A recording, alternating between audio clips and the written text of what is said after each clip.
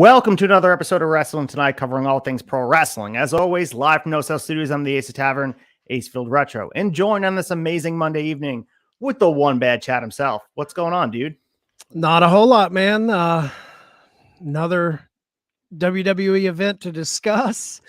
And full disclosure, we didn't know if we were going to just focus on Crown Jewel or try to work in a couple other different big stories. And we got a couple big stories that we've slotted in there for you guys to try and, some weeks we may do a quick hitter, all quick hitter show, but we haven't had to do that yet. So I'm excited to get into our topics and talk about all the news this week. Absolutely. And we have the fallout of all the things that you saw this weekend, not just Crown Jewel in Saudi Arabia, but all the pro wrestling that's going around. And man, like you said, we've been updating this document pretty much all day with all the news. And this is one of the rare times we've been going live on a Monday. We're used to recording on a Sunday, nice cup of coffee. I do have a cup of coffee here on this Monday evening just to keep the energy going, but a lot of wrestling to break down. And, although there's some disagreement about potentially Saudi Arabia and the relationship with WWE, the early time slot is something that I think people are really fond of. Oh, absolutely. And guys, like Ace just said, typically we pre-record this on Sundays, but we are live right now, actually live. So if you're watching, jump in the chat. Maybe we can talk to you guys a little bit. Absolutely. Well, that being said, let's get to our big story number one and all the things that went down in Riyadh, Saudi Arabia. Big stories.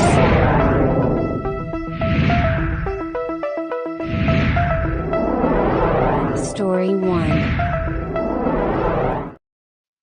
Story number one, we have WWE Crown Jewel and all the fallout, as I mentioned, from Riyadh, Saudi Arabia, all the matches, all the breakdown, all the pomp and circumstance from WWE's new home in Saudi Arabia in front of all their, the Saudi princes, the lively audience that was over there. But man, there's a lot to break down here outside of the results. Obviously, we can talk about the fallout. We can talk about really the ramifications, the financial groundswell of the amount of money that WWE is getting from this deal. I mean, so the graphic floating around here, they received $50 million from the Saudi Arabian government for Crown Jewel, which is equivalent to not one, not two, but 3 WrestleMania ticket revenue sales. That's insane. Well, what Vince say, this is their home. I mean, $50 million an event will make any place on the globe your home. Like, they're shelling out major money to bring WWE to Saudi Arabia. I think that's the only way. I think with public perception of this deal, you're not going to honor a deal like this and put it so front and center in the way you're booking where your events are taking place, unless there is a lot of money on the table. And 50 million an event, they're shelling out the big bucks to bring WWE there. And as I mentioned, perspective-wise, that's equivalent to 3 WrestleMania ticket revenue sales. But also, I mean, the NBC Universal new deal that was just signed, $287 million per year over the course of 5 years. So that's a good percentage of what you're getting for the full year for your TV rights. So it's an insurmountable amount of money. And I understand money talks, but like you said, perception wise for whatever, I mean, there's a lot of the stuff that's going on with the human rights violations in Saudi Arabia. And not to mention there was news floating around. I think Brandon Thurston brought it out for the guy who just received a death penalty for just criticizing the Saudi Arabian government on Twitter. So he is sentenced to death for that. That's the kind of stuff we're dealing with. And WWE being used as the apparatus for the propaganda machine, where you're having these video packages of Bianca Belair saying it's their home. So you have to wonder, is it worth that amount of money? That's the age-old question. Oh, yeah. And I think I'm wanting to say there's a term that I've heard floated around in the press where Saudi Arabia is essentially trying to sports wash all of the atrocities that they do commit. They live golf, trying to buy Formula One, and this major deal with WWE. They're trying to westernize away putting someone to death for speaking out against the government. It's a different world. I mean, who are we to judge? But when I see stuff like that, I'm like, man, you're really in business with people like this? But 50 million is a lot of money that'll make a lot of people kind of take morality out of the equation. So speaking just on the results of the event, pretty good show. I wouldn't say it's their best effort yet in Saudi Arabia. though, and we'll cover the matches. I thought just from an initial, Seth and Drew definitely stole the show as far as being the standout match. I thought it was really well done, set the pace for the night. But the real trend that we're seeing, and we're seeing it across wrestling overall, the trope they're using of this interference. We saw it rear its head during the main event, of course. That's been the Roman formula, but we're seeing it all across wrestling. And there's, this really opened my eyes to the amount of distraction that WWE uses. AEW, of course, is guilty of it too. We see a lot of this smoke and mirrors type of booking, but this trend right now is becoming a little bit of a crutch for WWE to lean on. And it's kind of a failsafe to get out of telling creative stories. And I've definitely noticed that throughout this whole show. Yeah. And I think this is something this is kind of just WWE MO to me. They've always leaned on schmaz finishes to quote unquote keep a guy strong and not give him an L. I think they're a little more guilty of it than AEW, but like you said, AEW, especially in the last couple of years, has been guilty of this too with the run-ins. And I'm not like a hard line guy on stuff like that. As long as it makes sense in the story, I've never been like, I don't snub my nose up to it too much, but when you do it all the time, I do think it kind of waters down a championship. And I think we're seeing, at least from my perspective, I think those type of finishes have really watered down Roman's run for me. No, I completely agree. And especially when it's happening throughout the night for other matches. Of course, we saw it during the Logan Paul match. We saw it obviously during, Cody Rhodes and Damian Priest, and, even the women's match too. So a lot of stuff being used as a overcompensation of trying to tell stories, introduce characters, and just like you said, muddies the water a bit when you want to really emphasize it. It's an age-old thing. If the finish of a match is a pile driver on the concrete and it's going to hospitalize someone, you don't want to use it as a near fall in the match prior. Like, that's the age-old concept. But let's start with some of the matches here. We'll start with Solo and John Cena. And this match was reminiscent of Umaga versus John Cena, their initial feud back at the Royal Rumble 2007. I would say, though, this was pretty repetitive towards the end. Cena went for the finish and Solo went for his finish over and over again, hitting that Samoan spike right in the throat of John Cena. We know how protected that finish has been. The fact that John Cena took a few really shows that, man, Solo was going over strong. This is the way to do it. Of course, Solo coming out looking like amazing. And this run for John Cena, good, bad, or indifferent, and there's been a lot of bad. This has been the emphasis on trying to not only secure LA Knight spot, but now essentially Solo Sikoa looking strong coming out of Saudi Arabia. And, maybe John Cena goes off for a little bit. We're going to talk about, he came out in an interview talking about having to negotiate with the SAG rights of making sure that he can be involved in WWE while they're on strike. He's not advertised for anything after Crown Jewel. But yeah, this match was essentially a squash match where Solo Sikoa just destroyed John Cena. Yeah, have we seen him get squashed like this? What the last time was Lesnar at SummerSlam?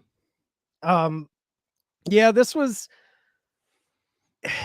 I know the kind of the mentality here is to make Solo, going over John Cena, but I don't think it holds the weight that it would have when Cena felt like Cena. I don't feel like Cena has felt like the John Cena that we know, since, especially in this recent iteration of him returning. Like, I just don't, as much as they beat into our head, he's the GOAT, John.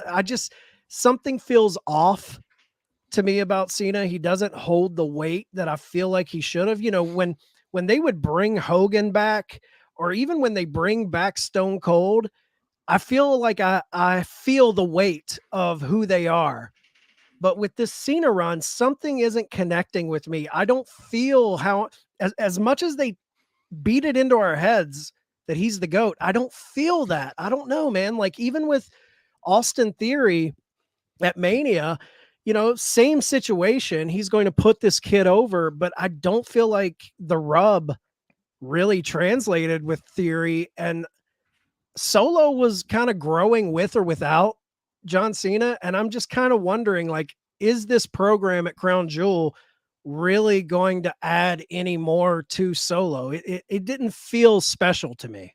Yeah, very pedestrian run for John Cena, as you mentioned. It was uninspiring this whole time. And we were even talking about this going back to teaming with LA Knight and raising his hand at the top of the ramp and all that. It just, there's something missing from this. And he seemed like he's whatever. I mean, creatively, maybe mailed in. He doesn't have the same essence that he was bringing to the table. And I don't know. It's just, it's a weird way to, and I feel like WWE in the recent years, we saw it with Kurt Angle. They have an inability to manage their aging superstars to, you know, maybe it's just in direct comparison to how Sting is being managed wonderfully over in AEW, but the way legends are managed, this used to be something WWE was very good at back in the day, honoring their past, their history. It's all they have. It's like really, it's the golden goose. And we watch John Cena be overexposed on a weekly basis on a random SmackDown. He's acting like a goof doing a backstage interview. This is what happens here where, yeah, Solo squashed him. But like you said, what does it actually mean? What did it accomplish? Is Solo looking better? I think people, especially in kayfabe, Solo Sikoa looks exactly the same as he went into the match. And that speaks volumes about where John Cena's at, his legacy and just current day. He's a shell of his former self, I have to say. Yeah, and it speaks to the build up to this match. It didn't feel important. It didn't feel special to me. So I just don't think the Cena rub is there. I'm not saying that it can't be there. Like, it's all in the way they present him, but just his presentation, I don't feel like Cena coming in and putting over Austin Theory or putting over Solo is having the impact that they think it does. Yeah, and I think they need to get back to the lab and figure out how to really honor these legends at the end of their career. I think it really was apparent with Kurt Angle. They had no idea where to go. The obvious forecast would have been to have him retire against John Cena, where John Cena obviously had that memorable moment in his debut on the main roster against Kurt Angle, and that was the story was there. But no, you go with Baron Corbin in a losing effort. It's just bizarre to me, but we'll see how it goes. We'll see if John Cena, this is the end of John Cena here, and I'm sure we'll see him back in some capacity because he is a WWE lifer. But what will it really mean? I mean, it's just been very ho-hum as of late. But moving into something that does mean a lot, it's Rhea Ripley. She is someone who has become a stalwart of the women's division. She defeated Nia Jax, Raquel Rodriguez, Zoe Stark, and Shayna Baszler to retain the Women's World Championship in this scramble type of match. And these types of matches, as we talked in the preview, all feel a little bit of a pattern formula that you know what it looks like, and everyone needing, to do one Tower of Doom spot, and they go for their finish and all that. This was fun. I mean, they made the best of it. Of course, Rhea Ripley went over. We expected that to be the case. She got a pretty special entrance if you consider where they're at as far as with the Saudi princes all around her for a woman in her spot. This was pretty, I mean, we were just being critical of, obviously being there and how they treat their women and all that. But you have to say, I mean, she was kind of treated like an attraction here. And that speaks volumes about what Rhea Ripley is to the WWE audience and even the fans over in Saudi Arabia. Well, I mean, if one positive thing has came out of this partnership between Saudi Arabia and WWE, if you remember when they first started doing shows over there, correct me if I'm wrong, women weren't even allowed on the card. Very true. And then, so we have gotten to a point, I know they have to cover up most of their skin. That's why we saw most of the women in full sleeves and all of that. So they are adhering a little bit to parameters set by the Saudis, but just the fact that they're featured in some of these roles is a step forward in some regard, for sure. Rhea, I don't think anyone thought anyone else but Rhea was going to win this match. She looked phenomenal. I'm a big Rhea mark. I will say, just like we said in the preview, though, these type of scramble matches, it's an indictment on the women's division to me. Just in general, we talk about it with AEW not knowing how to book their women, not knowing how to book stories. It's the same thing with WWE. They're suffering from this lack of deep story, deep stories that we can invest in. And when you're having a scramble match in a big event like this, it leaves a lot to be desired for me. And you have to imagine as we get towards Survivor Series in a few weeks that we have to set the stage for a big program for Rhea Ripley going into WrestleMania. And historically, that's where it starts. So I would like to see something big on the horizon for Rhea Ripley. Maybe it's Jade Cargill. Maybe it's something. Let's get something cooking quick. I don't want to see her just squashing women throughout the rest of the year. It's just not, we know how strong she is at this point. There's no reason for her to go in and destroy people. And this was a competitive match.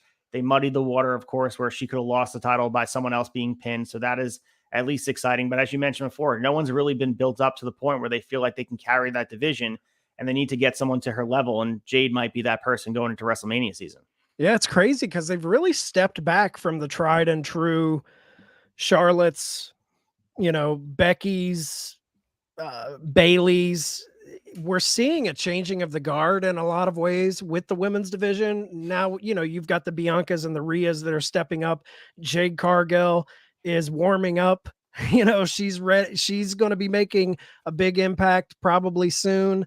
So I'm really interested to see how they can shift some good story where we truly start seeing the passing of the torch from the four horsewomen into this new gen, because right now Rhea to me is the biggest star they have. I think Charlotte is kind of the GOAT of women's wrestling, especially in the world of WWE. But I mean, Sasha went away. Sasha's doing her own thing. Becky's kind of doing the NXT thing. Bailey's kind of taking a step back. So I'm going to be very interested over the next year to see who else can step up with the Rheas and the Biancas, because there's a lot of fresh young talent that they're queuing up for us. So if Rhea's 1A, I would say Bianca's 1B, and she was going after the WWE Women's Championship against Io Sky. And this is one of the matches I was referencing in the beginning of this segment.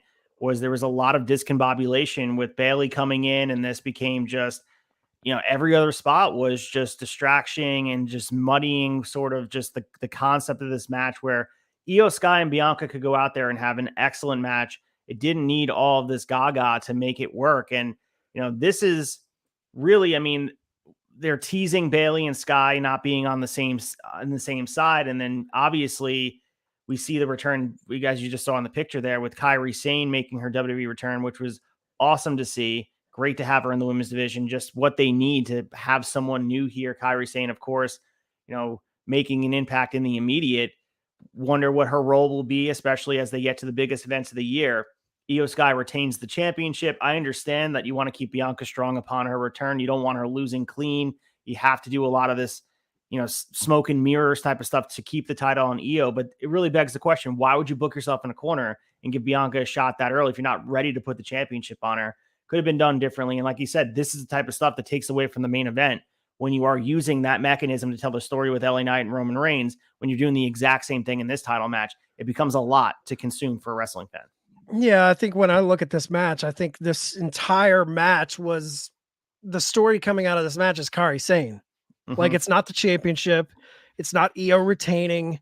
It felt like this match was just kind of fodder to bring back Kairi Sane. Like that's what it felt like to me. And to that, what you just said, if that was kind of the MO of this match to bring Kairi back, why put Bianca in that position? Why not heat someone else up to give Io a notch on her belt? If the whole point of it is to bring back Kairi, I guess there is something to be said that Io going against Bianca and getting this win that legitimizes her title reign a little more, to get a win over someone like that, even with shenanigans involved. But to me, I think the way they brought back Bianca after her time away, I think it's been kind of mishandled. But who am I? No, it's a big spot for her to, she needs a lot of celebration when she comes back. Like I said, if Rhea's 1A, she's 1B as far as the women's division goes. So she came back with a whimper. It's just like, oh, she's back on a SmackDown. For sure. Feel like she deserves a little bit more than that.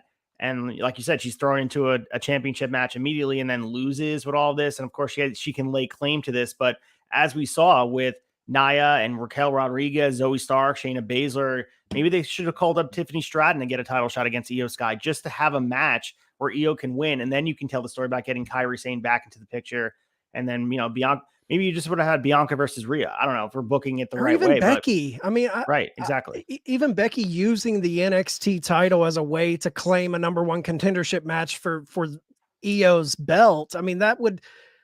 That would make a little more sense than giving Bianca an L right after returning. I don't know. I'm not huge on it. Yeah, I'm not following exactly where they're going, but of course we'll stay tuned to it and see where they're booking Bianca because she's an important piece to what they're trying to tell as far as WrestleMania goes. She's a huge, huge star. So we have Cody Rhodes defeating Damian Priest, and this match, I mean, the crowd was into it. Of course, Cody is so over everywhere he goes, and this is, a lot of interference again towards the end. With at this point of the show, it's really just it's exhausting to watch it happen over and over again. Of course, Judgment Day getting involved, and a lot to be said. And then eventually we see Sami Zayn stealing the briefcase from Senor Money in the Bank. But like I said, they just kept hitting that button over and over again, telling that story. And Cody Rhodes, the right choice for him to get the win here. But I got to say, man, we're looking at some of the producers of these matches where it doesn't seem like one hand is talking to the other. We had Jamie Noble producing this match, but like he couldn't talk to Sean Daivari, who was producing the women's match with Io Sky and Bianca Belair. Like, you're not all doing interference, are you? It's like, let's all get in the same room where maybe we'll try something different. Why do you got to do it all on one card? Well, it's funny because that was a critique early on. If you remember in the All Elite Wrestling days, when they first started, it was like all of these bookers, there wasn't someone really overseeing the finishes of these matches or just the layouts of these matches being produced, because you would see a lot of similar spots, a lot of similar finishes. And we all kind of chalked that up to a young company not having organization to it.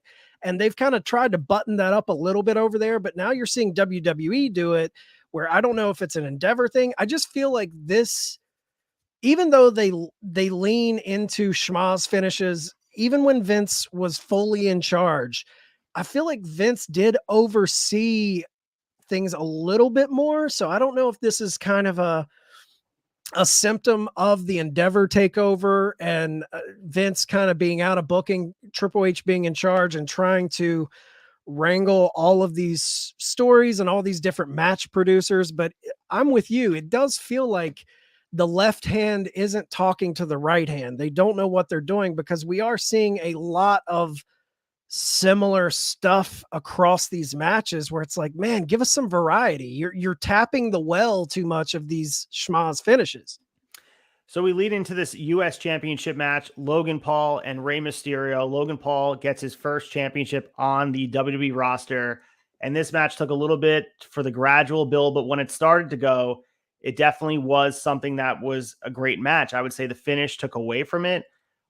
We had Logan Paul's entourage member getting involved at the end, and then Santos Escobar as well, where he inadvertently placed the Nux in place for Logan Paul to pick up. And maybe that's the story they're going to tell, where Santos Escobar, and they've been teasing that a little bit with the LWO. That seems like Santos Escobar is like leaning heel a little bit, where potentially he could turn on Rey. But, Logan Paul had some excellent stuff in this match. The athleticism, he's a natural. Everyone was highlighting the spot where Rey was going for the moonsault, and Logan Paul caught him in midair to save him from falling on his neck. And he did stop him from catching, from hitting the ground. But the one thing I noticed as a lifelong wrestling fan was Logan Paul was out of place. Like, this was a standard moonsault that if he was in the right spot at the right time, and understand he's still a novice at this. He's had, as many fingers on my hand as how many matches he's had at this point. So I get it, but people that are calling him the savior of pro wrestling, that he saved Rey Mysterio's life, it's like, dude, you're in the wrong spot. So luckily no one got hurt, but Rey was inches from the mat, landing awkwardly on his neck, and he was fine. But like I said, this match took a little bit to get going. It was a ride up, and then it was really cooking. It really started to cook on the stove. It was going really well, and then the finish was definitely a dud. But Logan Paul getting his championship is the right call. We talked about it last week, that it definitely was potential and felt like they were forecasting it. We'll see what they do with this, and I would like to see maybe Logan Paul have a little bit of the type of pop culture feel that we're seeing, in wrestling that always transcends time. No, I'm with you. I think this was definitely the right move. And I know we were critical of the way they handled Legends, but I think we got to give them a little bit of props here, because from my perspective, the way they've handled Rey recently, yeah, he's not having this crazy, interesting story, deep story U.S. title run, but they have made him a champion, which is, man, a guy of his age holding a title. It's rare in WWE, honestly. And for him to have that belt and be a notch on Logan's run, to win that title from a legend, it's got to be pretty cool for Logan to win that title off of someone like Rey Mysterio. I mean, Rey Mysterio has almost reached like mythic proportions.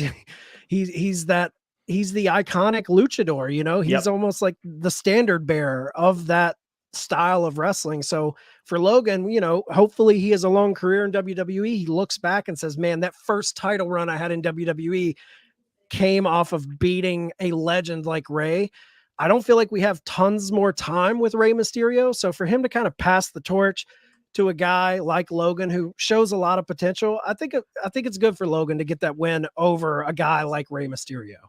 Absolutely. And I think with Logan Paul and the Bad Bunnies and all these other celebrities they bring in, they've handled them expertly. And I think that's something that they should sprinkle a little bit of that magic dust on with the legends, because they make these guys like Logan Paul and Bad Bunny. I mean, Logan Paul has the athleticism to be, he's meant to do this. And I think it's well past this publicity stunt that people thought it was going to be. The guy's earned his keep. He definitely belongs there. The only other person like a fish in water that has come to this, like in my mind, as quickly as Logan Paul has, was Kurt Angle. Like Kurt Angle, Brock Lesnar, those guys from amateur wrestling over to this is just how natural the ability and what he's able to do. And we're seeing moves from Logan Paul where he did the you can't escape move from Kenny Omega. We see him do the buckshot lariat. He's picking and choosing from movesets all over the place and has the ability to do it, which is so awesome to see. And I think he's earning the respect of the WWE fans and wrestling fans at large. And to see him get a mid-card championship and have this title featured on his YouTube channel, on his Instagram, on these prime type of promotional things, it's only good for WWE. And the US title, like it can jump the line as far as prestige. Like the IC title has been built over time with Gunther and it's taken time with this historic run.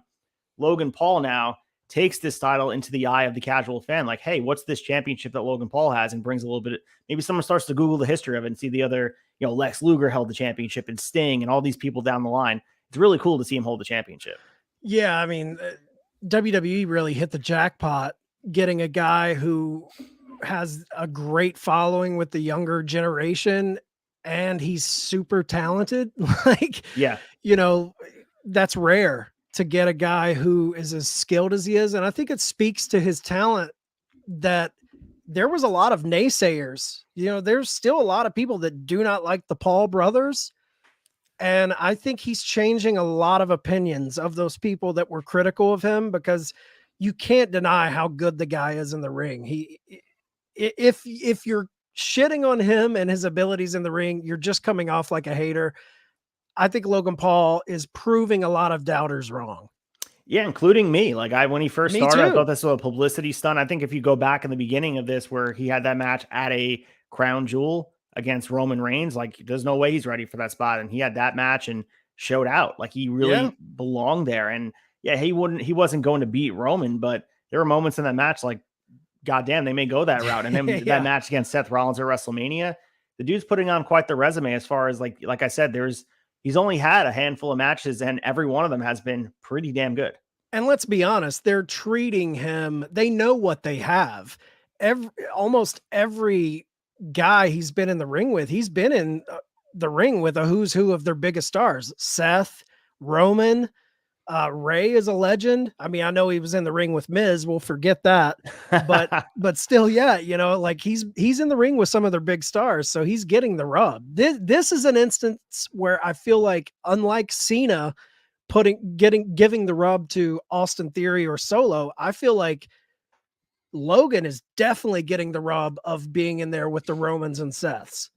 Yeah, in these competitive matches, and I'm sure, I mean, it was going to be awesome to see him on a consistent basis defending this championship and have some other interesting feuds. It opens up the possibilities where the U.S. title was a dying prop for the WWE. It was dead on arrival, and it was just held hostage by Austin Theory. It just was rotting on his shoulder. I think back even years ago where Dean Ambrose was U.S. champion and he had this historic run but never defended it. And I remember seeing this meme where it was like a Halloween decoration of a skeleton and it was like Dean Ambrose waiting to defend his championship. That's what the U.S. title was. I mean, it's really a damnation on the mid-card titles and how they treated them. And Triple H has shown the ability to have a renaissance of thinking where the IC title is important. I mean, think about it. As I mentioned before, Lex Luger and Sting, the history of this U.S. title, even upon the rebirth in 2003 with Eddie Guerrero and Chris Benoit having the match at Vengeance and everyone that's held the championship through, it's been a pipeline to main eventers. So it's nice to see you getting a lot of shine on it right now. Oh, dude, if you listen to our flagship show on Thursdays on Apple and Spotify,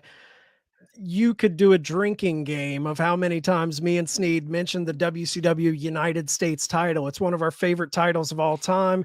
Rick Rude. When I think US title, for me, it's Rick Rude from 91, 92, Ricky Steamboat. I mean, there are some iconic legends that have held that title. Absolutely epic. And we'll see where Logan Paul ranks in the pantheon of all these guys. Hopefully it's up there. We'll see how the run goes. But we have our other main event. As we said, it opened the show, but this set the pace for the whole night. And to me, everyone was chasing what Seth Rollins and Drew McIntyre were able to do in this World Heavyweight Championship match. These guys went out there and they balled out. It was awesome to see Drew McIntyre in this spot once again. He belongs there 100%. And Seth Rollins, he rises to the occasion on these big matches. And this was the classic WWE style main event that we've become used to on these PLEs. Great near falls. We've seen a lot of the action. The fans are into this. This is 101, what it takes to tell a story in the ring with the action. This was a short build with Drew and Seth, but everything was there. Kudos to Abyss who produced this match, because this was right on the money. Everything I expected, was out there. There were moments in this match where Drew could have walked out. I mean, Seth kicking out of the Claymore was a big deal. We're going to see more of Drew turning heel, and potentially, in a half hour on Raw, we're going to see some more story here where Drew is being sort of, mopey, and then maybe he's going to fall into the arms of the Judgment Day to save him. But goddamn, this was a great match. I understand it's for the World Heavyweight Championship, and we've been very critical of it being a consolation prize, but nevertheless, these two guys went out there and showed what it means to have a main event level match, no matter where they were on the card. This was, if you're going to watch one match on this card, check this one out. Yeah, this was match of the night for this event for sure. And they're trying their damnedest to make this title mean something. And at a certain point, you got to kind of be like, man, Seth's putting a nice little run together with some great matches. And when I look at Drew, just his body build, the way he is like chiseled out of Vince's wet dream for a main eventer. He just has that look to me. I don't know what it is that I feel like they haven't truly tapped what he could be for this company. When I look at Drew McIntyre, I see main event guy. I see posters with him staring Roman down mano a mano. I know we got that match, but I really think he is a special talent in the world of WWE. I don't know if the reports are true, if he hasn't signed his extension on his deal or signed a new contract with WWE. This is a guy, they have to lock him down, because any other company would be chomping at the bit to get him, because Drew, to me, is a true main eventer. He carried the company during the pandemic, and I'm kind of digging this mopey heel turn that he's got. And there's a part of me that thinks it could be cool if he did join the Judgment Day to give them that true main event guy. I mean, you could argue Finn Balor is that guy, but they've never really pushed him on the level of a Roman or a Seth since he's been with Judgment Day. But to have a Drew McIntyre in Judgment Day, I mean, you can talk all day about Damian Priest and the briefcase. I just don't buy Damian as a main event world champion, but Drew with that faction, that's a true main event guy if Judgment Day can get their little grubby claws into him.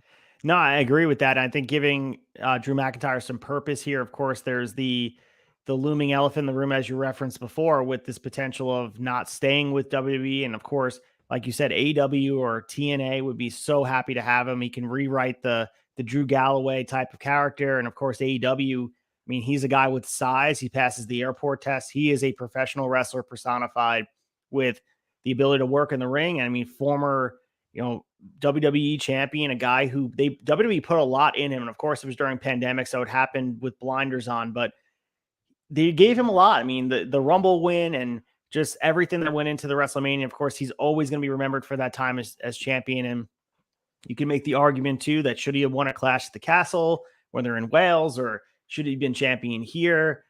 I don't know, man, but I do like where they're going with Drew, and I think Drew's a better heel than a face. And I agree. He did the face really well. I think he really did as that overcoming face as he got towards that WWE championship run. But I really think he does that brooding here really well. And just look, everything about him and the black jacket, the black kilt, he's money, man. And I think there's more to be told here.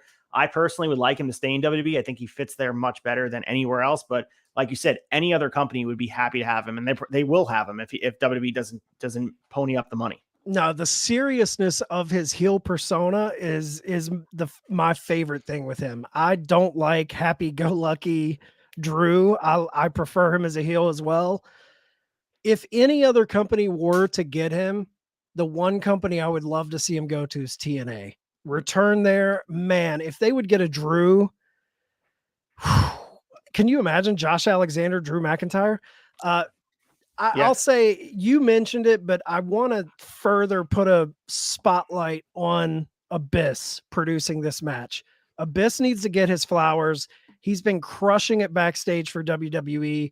And tell you what, man, WWE better keep him happy and keep that contract fat for Abyss, because if he ever has an opportunity where his services are on the free agent market, TNA, he's got that history with them. He really built a lot with that company. And for TNA to be able to bring back one of their homegrown stars to work backstage, Abyss would be a windfall to get him backstage with TNA. So I think WWE really knows what they have with him, though. That's why we're seeing him produce matches on this level.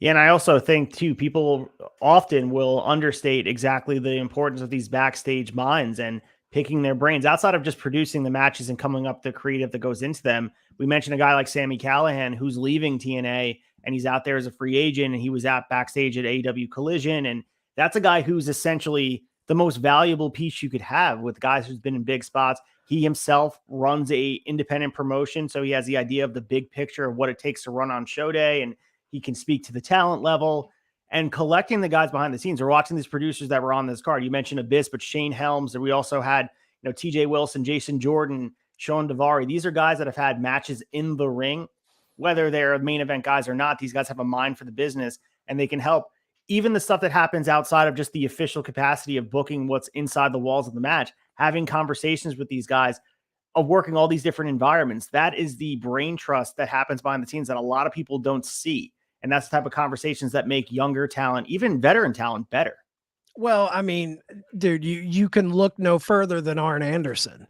Right. I mean, Arn Anderson was instrumental in the rise of John Cena. John Cena, pretty much anything Cena touched during that iconic run, Arn had his hands all in that. So I think it's very easy for fans to look at booking and put all of the kudos on the Vince McMahons, on the Triple H's, and now with NXT on the shoulders of HBK and people like that. But these producers, man, when you have a talent who's like, that's my guy, that's who I want to work with. And Arn Anderson being singled out by John Cena and him rising through the ranks with Arn at his side, helping produce all of his matches, there is a lot of credit that needs to be divvied out on some of these producers, man. I think there is an element of a revolving door of producers backstage, but then you have those producers that really kind of rise above the revolving door and they become stalwarts in the back. I think Arn was one of those guys. I think Abyss is slowly becoming one of those guys. I've heard Jason Jordan is really making an impact backstage. So, you got to give credit where credit's due. These producers do a lot of work for this talent. Absolutely. And we go into our main event here. Roman Reigns defeated LA Knight to retain his undisputed WWE Universal Championship. And as we mentioned, and this was good, but a lot of interference at the end. And really we become to the commonality of all these Roman Reigns matches has been this interference and telling the same story. But the story they were trying to drive home, and whether they accomplished it or not remains to be seen. I guess it's out there in the ether to see where LA Knight goes from this. So they were pushing hard that LA Knight belonged in the ring with Roman Reigns, and they want to make sure that they booked him firmly in that spot despite losing. So did they accomplish that? Did a spear on the outside through the barricade and then taking another spear on the ring to beat him after all the interference? Is that enough to cement him and be like, okay, he's the guy? Now, this is his first championship match of any WWE World title. He had some previous attempts at the US title. He's yet to hold any gold here. We'll speak about the historical reference for Roman Reigns here as he climbs the ranks of all these champions and the Mount Rushmore of guys. But man, I don't, we were talking about this last week. I'm not sure LA Knight, to me, I know they were trying to make it look kayfabe wise he belongs in the spot. I don't think he belongs here. I understand he's organically over, and I want to appreciate the fact that WWE is pushing him to that level because of that reaction. To me, watching the two of these guys in the ring, it felt like a mismatch. Like, it just seemed like two guys that are on two different levels, two different planes. And LA Knight, I think he'd be well suited for a program like I mentioned before with a Seth Rollins or a Drew McIntyre and maybe winning the Rumble or something. But Roman Reigns is at this level where it has to be Cody. And I think every other match that happens, it just doesn't feel like it's going to be the conclusion. It's like you can look at a book and see there's this many pages left. It's not the end. It's not the end. So took some of the steam out of this match for me. And then the interference on top of it was like, can we do something different here? Yeah, I think the Cody match looming over Roman makes everything seem lesser than.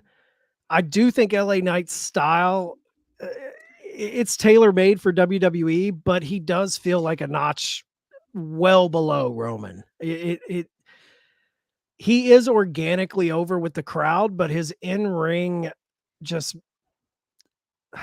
it seems a little watered down to me. His in-ring prowess. I'm not talking about his charisma or his mic skills. I think the charisma and the mic skills are at a main event level, but the in-ring, the match just felt kind of pedestrian to me. It felt like Roman was wrestling down to LA Knight, like instead of matching Roman. I'm so sick of the outside the ring shenanigans that goes on in Roman matches. Like, I would really like it if the booking of his matches, if they started showing him just dominate again. Right. I don't want to see him go into WrestleMania 40 against Cody having to win with outside interference all the time.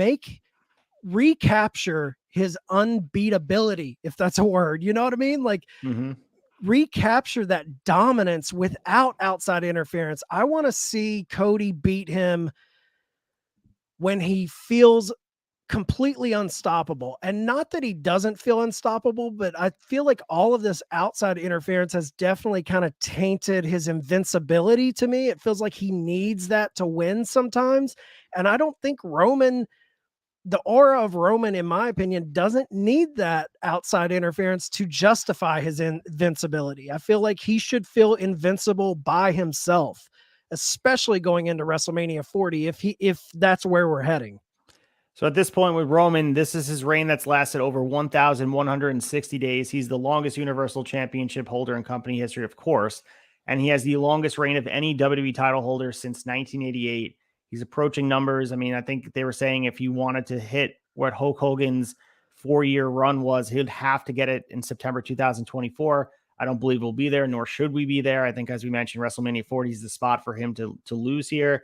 But as we mentioned, I mean, with Roman's run here, it's been a while since he's been dominant. They've copy and pasted these matches where it's the Bloodline, it's Paul Heyman, it's Jimmy Uso, and back in the day it was Jey Uso, and it's Solo Sikoa, and they use all this stuff to get Roman over the top.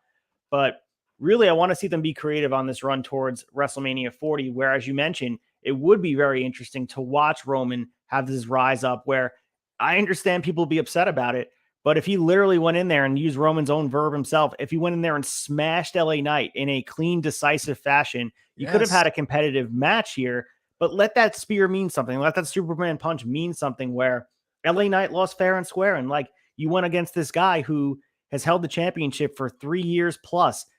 Let him go over and look strong. If we're going to do it, let's do it well. And let's make it mean something going in, because I don't want him pulling into the train station where Cody takes the title off from Philly with a whimper and just barely holding on for dear life. Let's rev it up again and then make him look like he's invincible, like you said.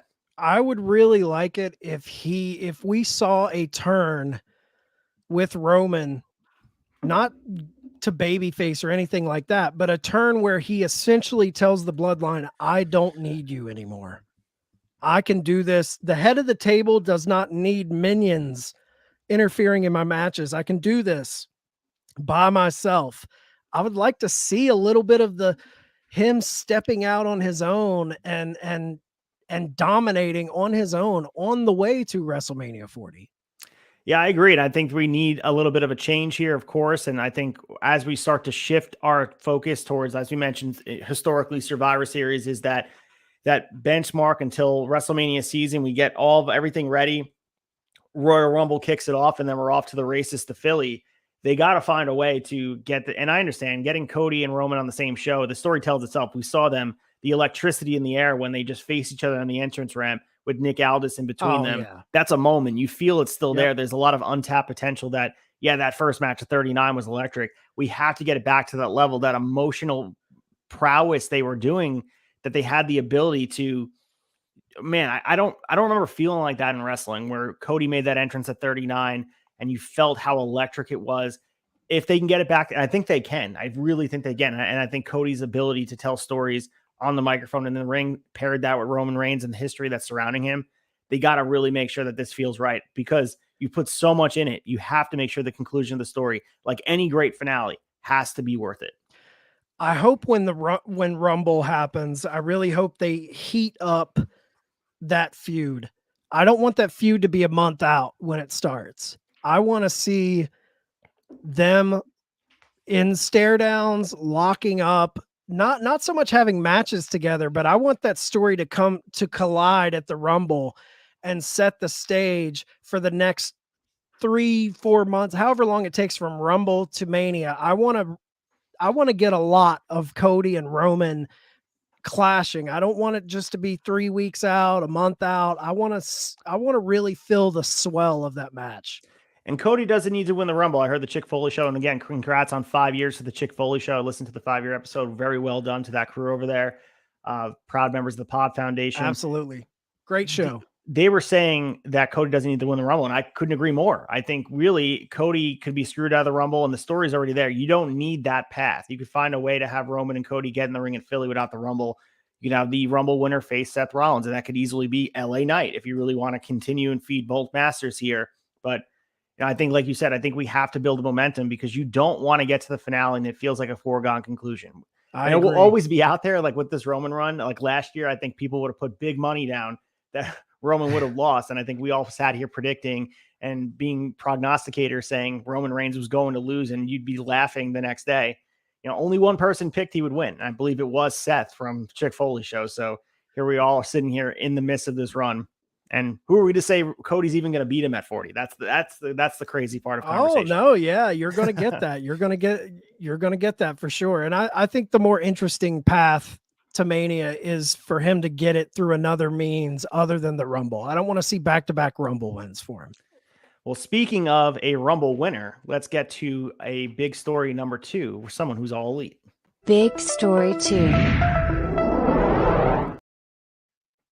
So arguably one of the greatest wrestlers of all time. We saw him appear in AEW for the segment with Sting. He was the mystery gift. Ever been gifted a person, Chad? We got gifted Ric Flair to Sting and the history there, and it had a special moment. We got clarification that Ric Flair will be a part of AEW for at least the next 2 years. He appeared on a special edition version of Wrestling Observer Radio with Dave Meltzer this past Thursday. And Flair and business partner Chad Bronstein said that Flair is tied to AEW for the next 2 years. And he also expects to be what is being quoted as a television character for the duration of the deal, not just for the Sting retirement story, which was the impetus for his on-screen introduction, but someone who's going to be used to tell stories. And, some of the quotes from here, Dave Meltzer asked Flair, so you're going to be a part of TV for 2 years? And Flair answered, yes, 76 and still talking. So we saw the press release on Thursday after his on-screen debut with the company. Came out in last week's Dynamite. We have Flair's Woo. The energy drink was announced as the official energy drink of AEW in the press release, which was issued also on Thursday. So, in the radio interview was great on Wrestling Observer. He discussed his career, favorite opponents, his wrestling memories, Terry Funk. He talked about Steve McMichael. People forget. I mean, Ric Flair is the man. Like, I think it washes over people and I think you really have to take inventory of your wrestling fandom when you're watching Sting and Ric Flair in the ring, and not to mention Tony Schiavone as well, with all the history that's been seen with these guys before a lot of wrestling fans were born right here. I'm approaching 35 and those guys have been active at the top of their game since that time. So let that sobering thought be a part of this. As far as being a TV character, and I know that Ric Flair said he's cleared for bumping, which always is frightening because the itch is always there. I do appreciate this for the Sting aspect of it. I do have my reservations about him being part of AEW television because maybe it's just feeling like it's paired with even Big Show being active and some of the older skew. This is not the direction I want to see AEW go in. I will follow the path. I won't be reactionary, but I definitely feel like this is a move in a direction that they want to be very careful with this. I would just say that. No, I'm with you. They do need to be careful. You don't want this stigma of TNA, WCW bringing in the old talent. I don't think we have to worry too much about it. I do think he's directly going to be tied to the Sting thing, but when Sting retires at Revolution in February, March, what then? I do like seeing Flair on my TV. If I don't want him in big roles, but I'm a fan of bringing wrestling history into modern wrestling as long as it's handled right. I think the way they've done Sting has been incredible. I am a little nervous. I'm cautiously optimistic of the way they're going to use him on our weekly TV. There is a part of me, though, that I do kind of want to see Flair and MJF in some way, shape, or form. Not a match, obviously. I don't want to see Flair wrestle at all. But just seeing those two, there's a lot of comparisons with MJF and his mic work and vintage mid-'80s Ric Flair.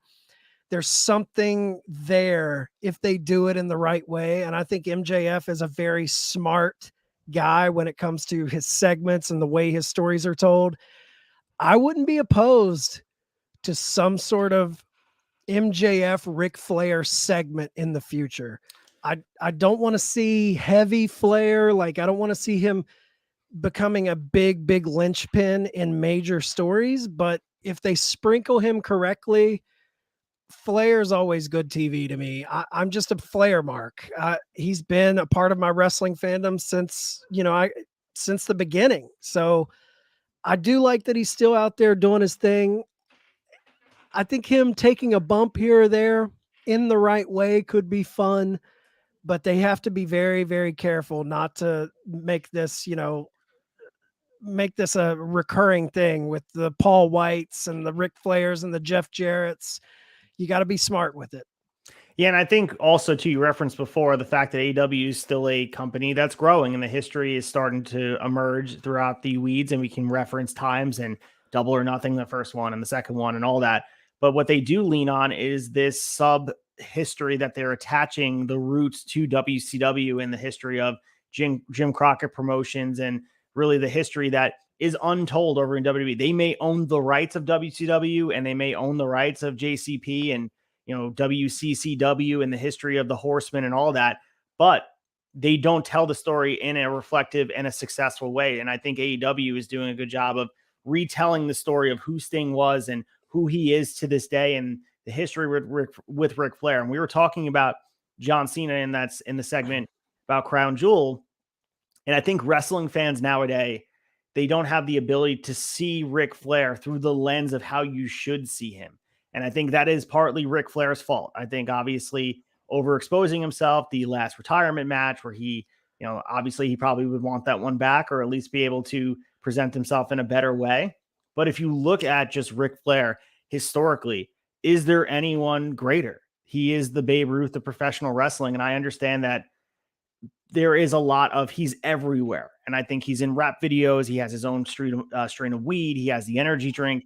There's a lot of overexposure and oversaturation of Ric Flair. But when you take a pause and look at what he means to the wrestling business, his ability to be here at AEW, where he just fixed this relationship with WWE. He just got back in the good graces of them after everything that happened with the Dark Side of the Ring. This was a surprise to me. I I understand after all of this, we're talking about Ric Flair and money talks and all that. And I understand. And the celebrity aspect of being featured in a big way with his friend Sting in a positive light was probably very, very hard to resist for him. But it was a big choice for him because I would imagine I didn't see the SmackDown intro. Did they pull the woo from the intro? I'm sure they did because that's how petty they are. Man, like Ric Flair and AEW, that has ramifications. And he's 76. It would have been great 10 years ago if AEW did exist at 66. He probably could have gave a lot more. But just the ability, as you mentioned, to be in the ring, standing face to face with MJF, just to have the Ric Flair there giving his stamp of approval. And we also talked about the producers in the back, the ability to listen to the veterans who's seen it more than Ric Flair. I mean, I was just in Greensboro this weekend, past the Greensboro Coliseum, the home of Clash Champions. And like, that's a reverence of pro wrestling that this man, he's one of the greatest of all time, if not the greatest. And you have him in-house right now for 2 years. So hopefully people can pull the information out of him and sit and listen. That's what they need to do. Yeah, and I think a lot of fans were shocked because, like you said, he just kind of righted the ship with WWE after the Dark Side of the Ring episode made him look pretty bad. But Flair goes where the money goes. He's never, even though he loves McMahon, Triple H, he puts them over. He never has bad words to say about WWE. He always speaks of them very highly. Rick goes where the money is. And I think you beautifully put it, like the thing I love the most about AEW bringing out the Stings when they go to Memphis and they bring out the old school commentators to do guest commentary, when they had Greg Valentine sitting in the audience during the Cody Brody Lee dog collar match to tie it into the history of his dog collar match with Rowdy Piper. I like that AEW is having the chance to show and honor this part of territory wrestling, of WCW history, NWA history, and we're seeing it from a different perspective that isn't filtered through the WWE machine. Being a fan of territory wrestling growing up, being a fan of NWA, WCW, I appreciate that.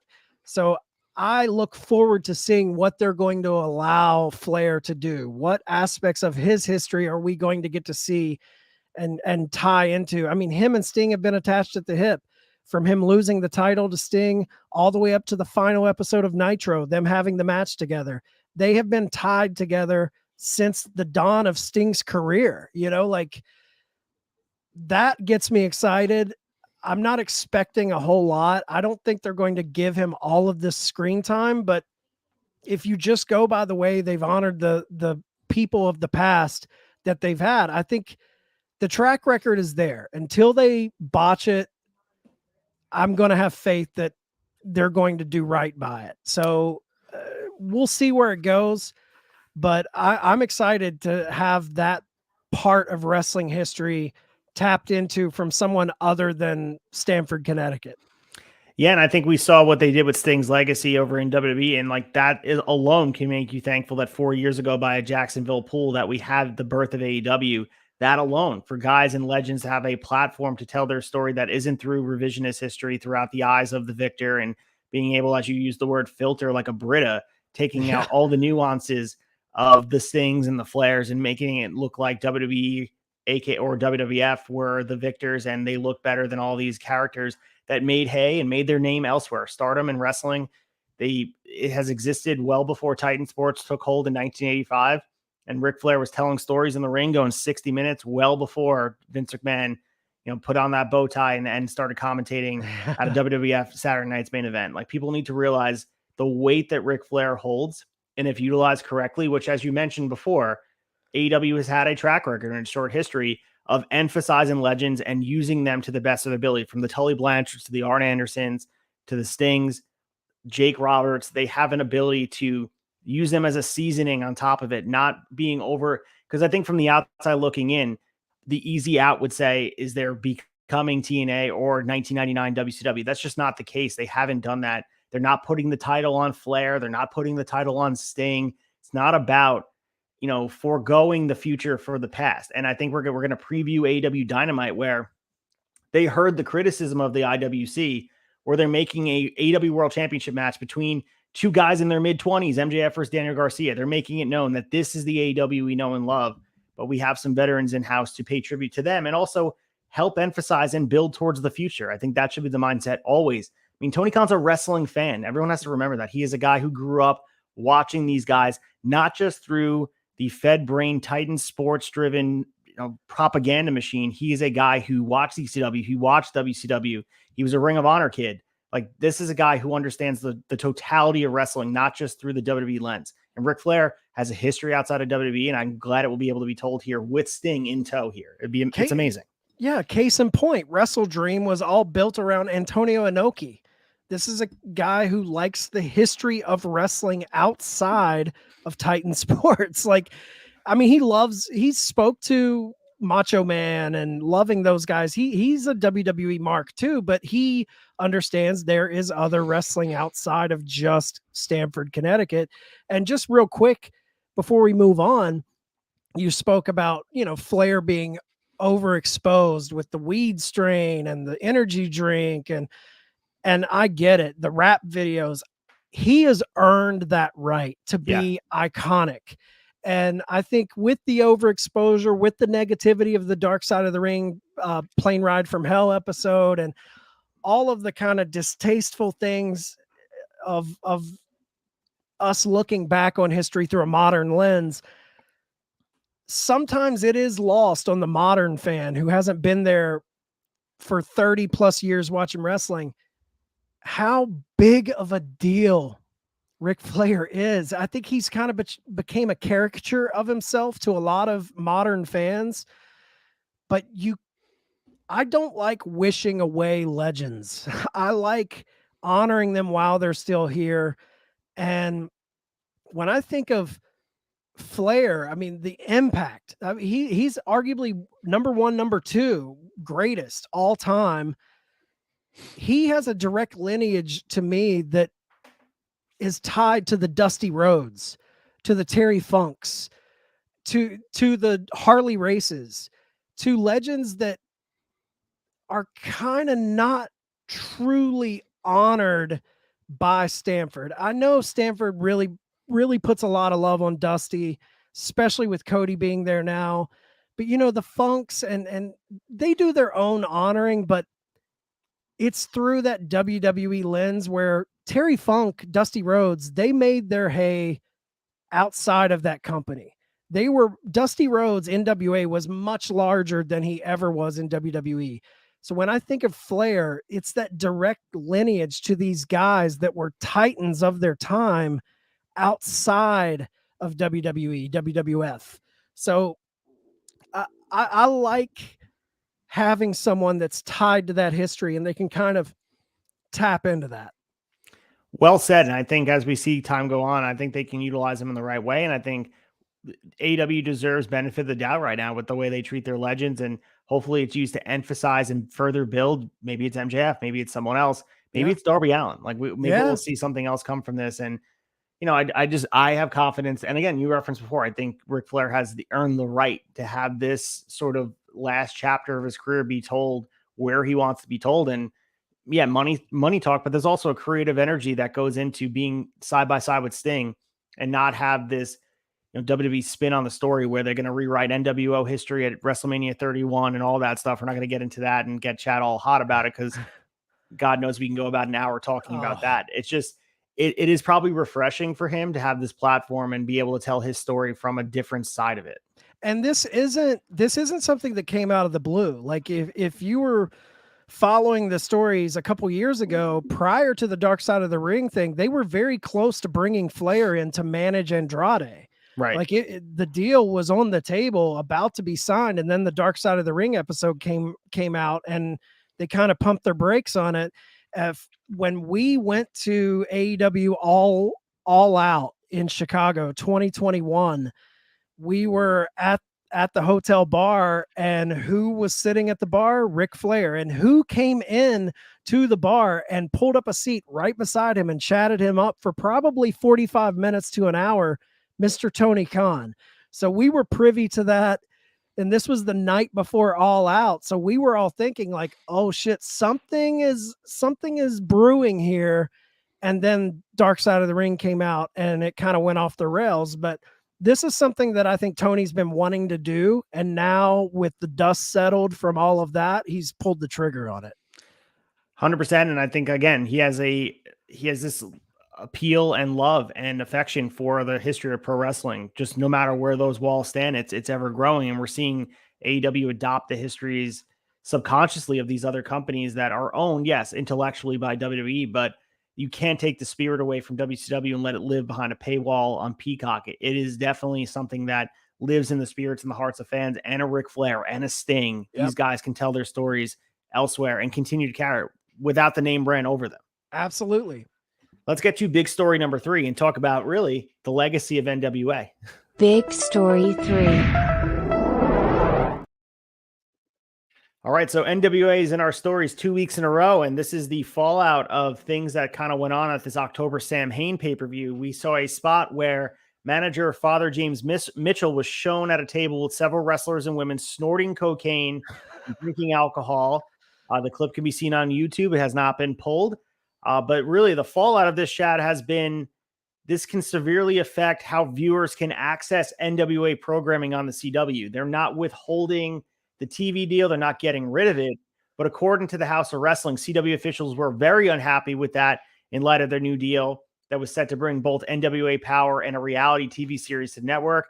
The outlet reported that there is a, quote, 90% chance that both shows will now air on the CW's app versus the broadcast as a result of the network receiving negative social media comments after the segment. So we'll get into the quotes, but your initial reaction of just, I mean, this is unreal. Like, I mean, you just signed this TV deal. You're going to be on a broadcast network where we mentioned before the appeal of being able to stumble across it. Now you go back to an app, you might as well be on YouTube. Yeah, talk about Billy Corgan overplaying his hand. I'm torn here because on one side, I think Billy Corgan deciding, because I'd read that other backstage people was like, "You sure you want to do this segment?" And Billy Corgan was like, "Yes, we're going to show this." So there is a part of me that's like, hey, they're setting themselves apart from the mainstream people. They're really pushing the limits.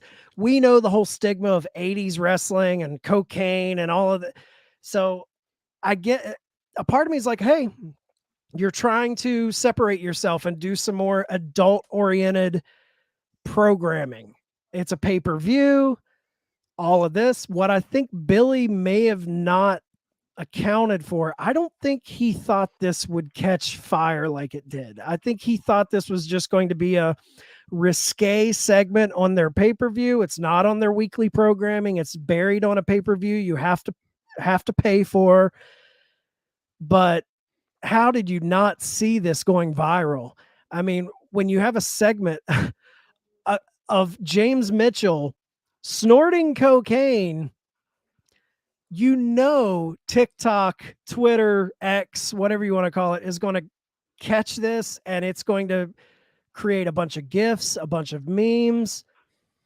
And now you've got CW pulling out a little bit on the deal where they're like relegating you to their streaming platform and not on their cable channel.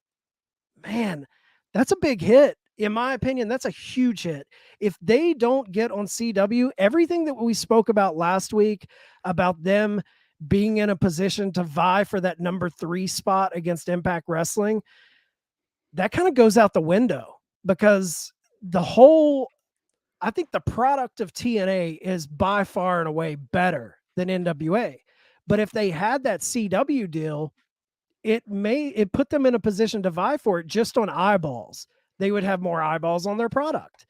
And now, if they're on a streaming service, now you're asking wrestling fans to pay for a streaming platform to see the product. You're in the same boat you were in, or like you said, Ace, you're almost in a worse spot. Now you have to, it's just like when they were on Fight. You had to buy the Fight app to subscribe to NWA programming. Now you're going to have to buy the CW app. I really hope that this angle doesn't screw this up for them, because more accessible wrestling is a good thing.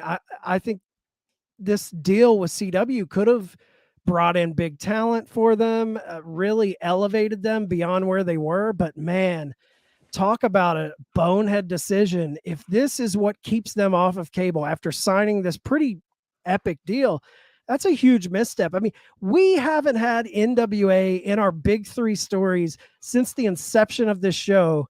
And now 2 weeks in a row, we're talking NWA. The first week, all positive. And then immediately we're talking about this big misstep. Man, what a turn of events for Billy Corgan and NWA.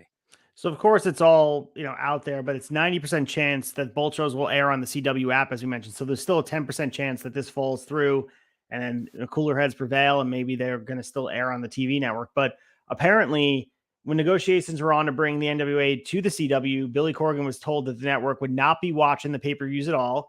It would only be concerned with what happened on the TV show airing on the platform. I mean, the real thing is, I'm sure the executives weren't watching the pay-per-view, but as you mentioned before, social media has the ability to stretch things out where that screenshot lives on Instagram, that screenshot lives on X, and someone could see the GIF of it. What is the point? You could still have that same appeal without the illicit drug use. It just doesn't add anything to me. It just doesn't add. You're asking for more issues. Like you could have the same scene being told. James Mitchell surrounded by girls, you have alcohol flowing. It's the same type of feel. You don't have to do stuff that's over the top, especially with so much that's at stake. And, the other thing that's out there, and of course, this is all hearsay news, but House of Wrestling reported the idea was solely NWA owner Billy Corgan's idea because he pushed for it to be on the pay-per-view, despite, as you mentioned before, people saying, are you sure you want to do this? And really, they noted that Corgan fully paid for the reality series with the idea CWO could sell ads on it to bring in revenue. That is going to be airing with, obviously, the Power show. They're going to have the reality TV show, and there's a lot riding on the fact that they're going to have eyeballs on the set of TV where, as you mentioned, download the CW app. Yes, if you have a cable provider, you probably can log into whatever your cable provider, whether it be Verizon Fios or whatever it is, you log in and you can watch it for free because you have cable, but take away the ability to stumble upon it. Everyone that's watching will be intentionally watching it. And that's the same people that are going to watch it on YouTube, whether it be on Fight, it doesn't matter. You lose the casual fan that happens to fall face first into nostalgia wrestling. And that's the appeal about being on cable TV. That's the viewers that at Raw gets and SmackDown, people that fall over and they're just, oh, what else is on TV? The football game's a blowout. Let me find something to watch. You're not finding those people because those people have to seek it out, find it, download the app, and it completely pigeonholes who your client is going to be. Yeah, like you said, now your viewers are all intentional viewers. They have to intentionally find you. They have to hear about you through other means. They can't just be flipping through the channels and land on your show. That's the beauty of any great TV deal. That's how you grow a bigger base. When you have to, they're in a worse spot than they were. They really are. Like if they're relegated to just the CW platform, the streaming platform, this is no better than what they had. And you got to think it's got to take a hit money wise. I mean, no money has been mentioned as far as the deal, but they've got to be getting paid more if they're on the actual network instead of being on the streaming platform. I can't imagine that they're getting the same amount of money if it's not like weekly programming on their network channel. The other thing is, this isn't what the product is. You know what I mean? It's not like we're talking about 1998 ECW where it's like, it's just who they are. It's edgy. Like you're going to have to accept them who they are. That's not who they are. They're a nostalgia, really family friendly version of professional wrestling that is as cut and dry as it gets. And it's ironic that something that's out of character of who they are is what gets them in trouble. And it's just like, if you watch the product, and I'm sure that's the argument that Billy Corgan and the NWA officials are making, is that if you watch the product, it's clear-cut athletic wrestling that is presented in a very nostalgia, old school way. But of course, that's going to catch fire. I'm sure there are people that enjoy that because they like edginess in their wrestling, but there's also the feel of, maybe there were kids that are going to watch this and, someone's parents saw it and they're like, nope, you're not watching that because we're going to be expecting to see that on CW on a weekly basis, even though that's not the type of stuff that lives there. It's as clean professional wrestling fun as it gets. And that's the ironic part about all of this. That's why what was going through Corgan's head? you know, I get you're an old school show. You're playing up on that old school behind the scenes wrestling trope of, you know, cocaine, boozing pro wrestlers, but you never had anything like this. I get the aspect of, you know, ECW on their pay-per-views, they would amp up the language. They would be dropping F-bombs. I get that you want to offer something a little more adult because they're paying for it. But if it's just so contradictory to what we're seeing on your weekly TV and you just signed this TV deal, I mean, you're really playing with fire. You are, I just don't understand the logic that went into this decision to push for this angle. Like you said, Ace, it doesn't really add anything to the segment. You're being, it's kind of shock value for the sake of shock value, but it really kind of blew up in their face, I think. Yeah, it's not like it's this character that's this like, all right, we're building the whole promotion around Father James Mitchell. He's a legacy character that, Right. yeah, everyone's familiar with the manager. We know, you know, his days throughout managing and wrestling. He's become pretty popular over in NWA lately. It's like completely out of left field. It's not who they are. That is what catches the attention in a negative way. And it's unfortunate. A lot of people, like we said, catching wind that NWA Right. still exists. And then this is what they see. And this is like, it's a terrible, it doesn't capture who they are. Because again, if you've watched Power throughout the pandemic era on YouTube and you watch what they've been doing now and the crop of young talent and the ability to tell great stories and have that real warm, fuzzy feeling like a nice hot bowl of soup on a cold winter's day, that's what NWA is. Like, that's the feel that you get, not this type of segment that is cut from, like we said, 1998 WWF, which like they just do shit just to do shit to catch attention, where that type of attention does not fly in 2023. I think there was a collective when this aired, all the tried and true NWA fans, there was a collective like, what the hell is this? Because it's like out of the blue. Like I never would have, and you're going to the CW, which is not like this edgy TV platform. Like, what were you thinking? You would just think, like, as you're approaching this deal, like, let's just smooth sail. Let's put on quality product and great matches. And, you know, this is not what you want. And I'm hoping that, like you said, the 10% out there, like, of course, this is all reporting and people talking about things. And this is days ago. Maybe cooler heads have prevailed. They realize that NWA is an attractive product that they could still make money on, obviously, that maybe they get the right person in the room and explain this type of stuff won't happen. And we know the news cycle moves so quickly now with social media that this will die down and maybe people won't talk about it in a week and we'll get them on the CW when they're out there. I know they just did the first round of TV tapings, and shout out to Man Bun Jesus was out there and the Slime Balls were on the tapings. I saw on Instagram. So shout out to them over there. And everyone's rooting for the NWA to succeed. That's the other thing. We all want it to succeed. We want this TV deal because it's good for wrestling. Rising tide lifts all ships type of stuff. And we know that this type of stuff, if you ask any wrestling fan, this doesn't represent who the National Wrestling Alliance is. That's what's so frustrating about it. Because if it's in character, this is what they do. Like, oh, it's the NWA being NWA. No, this is not what they do. And this is not usually what we see on the TV. And any week, never. This is one of the wrestling products you can watch with your mom and feel like, okay, cool. Like it's pretty, you know what to expect. And this was the so grandmas, the old school Southern grandmas are watching this. They're not looking for James Mitchell to shoot a blow up his nose. Like, where is this coming from? And like you said, for the sake of NWA's growth, I really hope the fast overturning news cycle kind of buries this and it kind of just fades and all is well and they get their TV deal. Because this isn't just affecting, you can pick your battles and pick your promotions that you want to cheer for. I'm not so much cheering for NWA.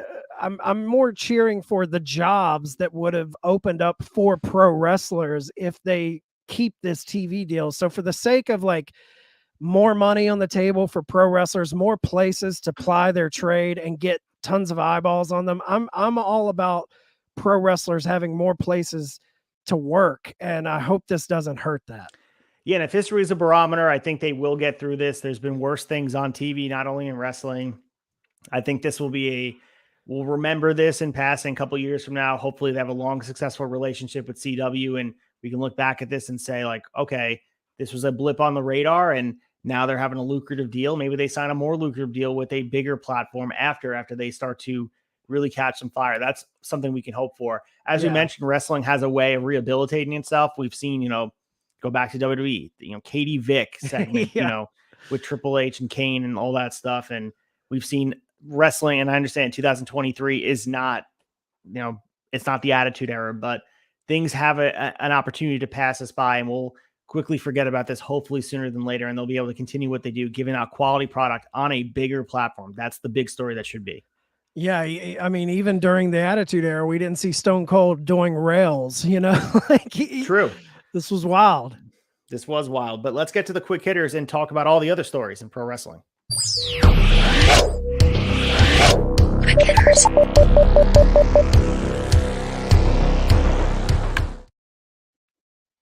All right, here we are with quick hitters, and our first story here was breaking earlier today. According to a report from PW Insider citing sources from Japan, WWE has been courting New Japan Pro Wrestling Strong Women's Champion Julia. One source is said that has stated that the talks between Julia and the company have progressed enough that she's expected at the WWE Performance Center sometime this month. However, Julia is still under contract to Bushiroad until next March. We got an update from Dave Meltzer later today, right before we got on air, and he has confirmed Julia is under contract with Bushiroad until March 2024. And he said regarding her possibility of being at the WWE PC later this month, it's doubtful Bushiroad will allow this, and her booking schedule would make it difficult until January's New Japan Pro Wrestling Battle in the Valley in San Jose. So we talked about Julia. We've been on this for a bit.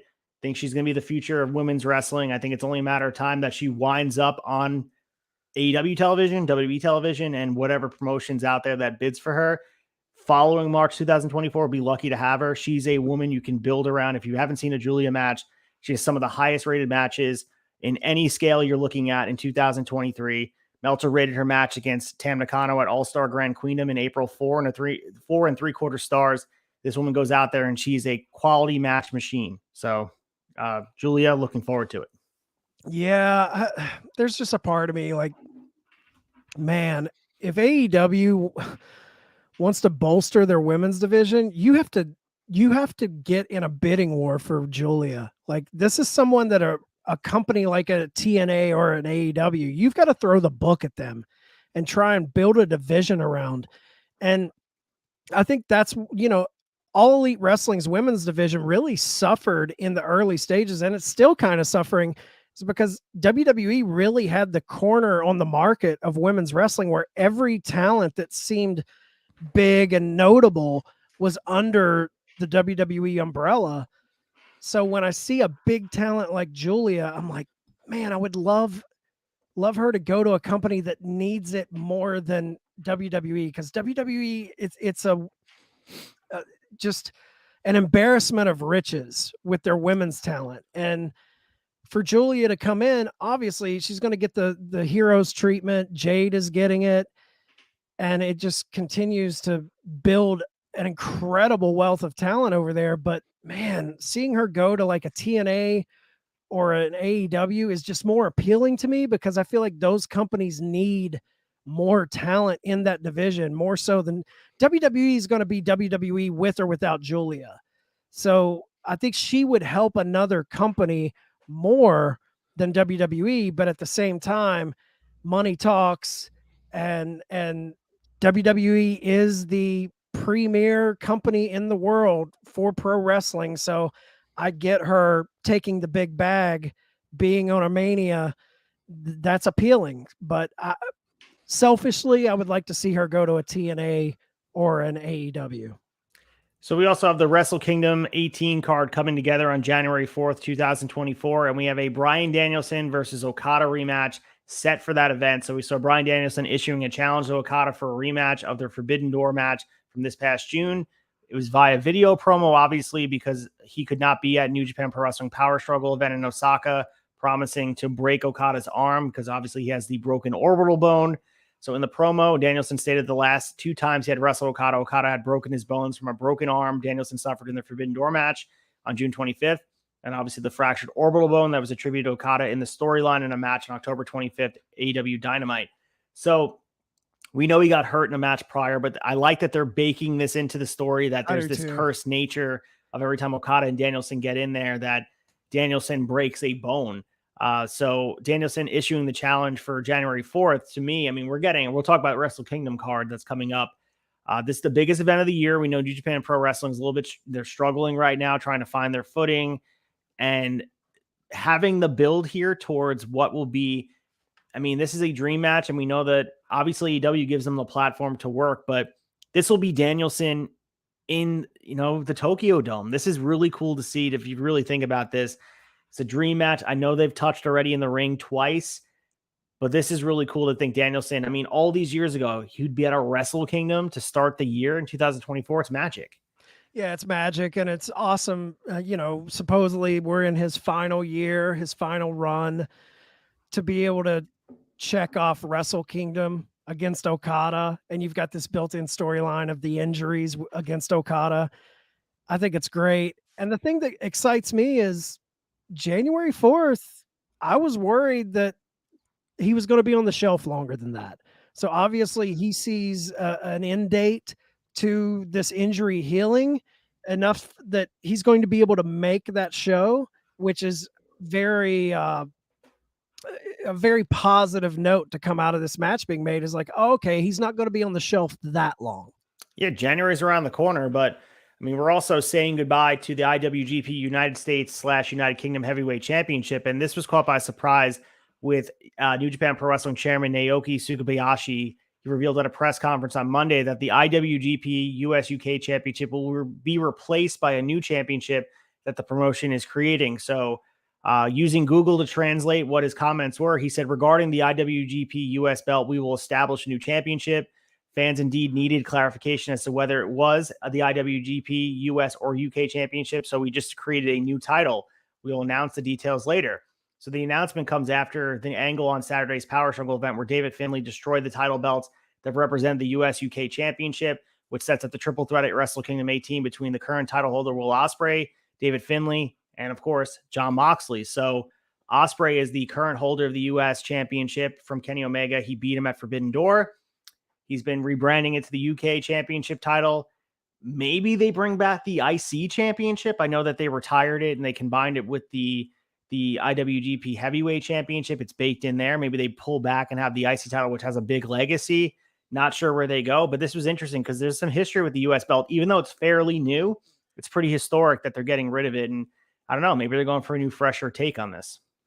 This is interesting. I didn't even hear about this. This is very interesting. I hope they bake it into the IC belt where there's history there. I know they kind of absorbed that, but man, I like the US championship. I didn't think it was confusing at all. Ospreay just rebranded it because he's a UK guy. Yeah. But for clarification from the company standpoint, hopefully it's a cool title. If they don't go IC, I hope it's not digital media champion.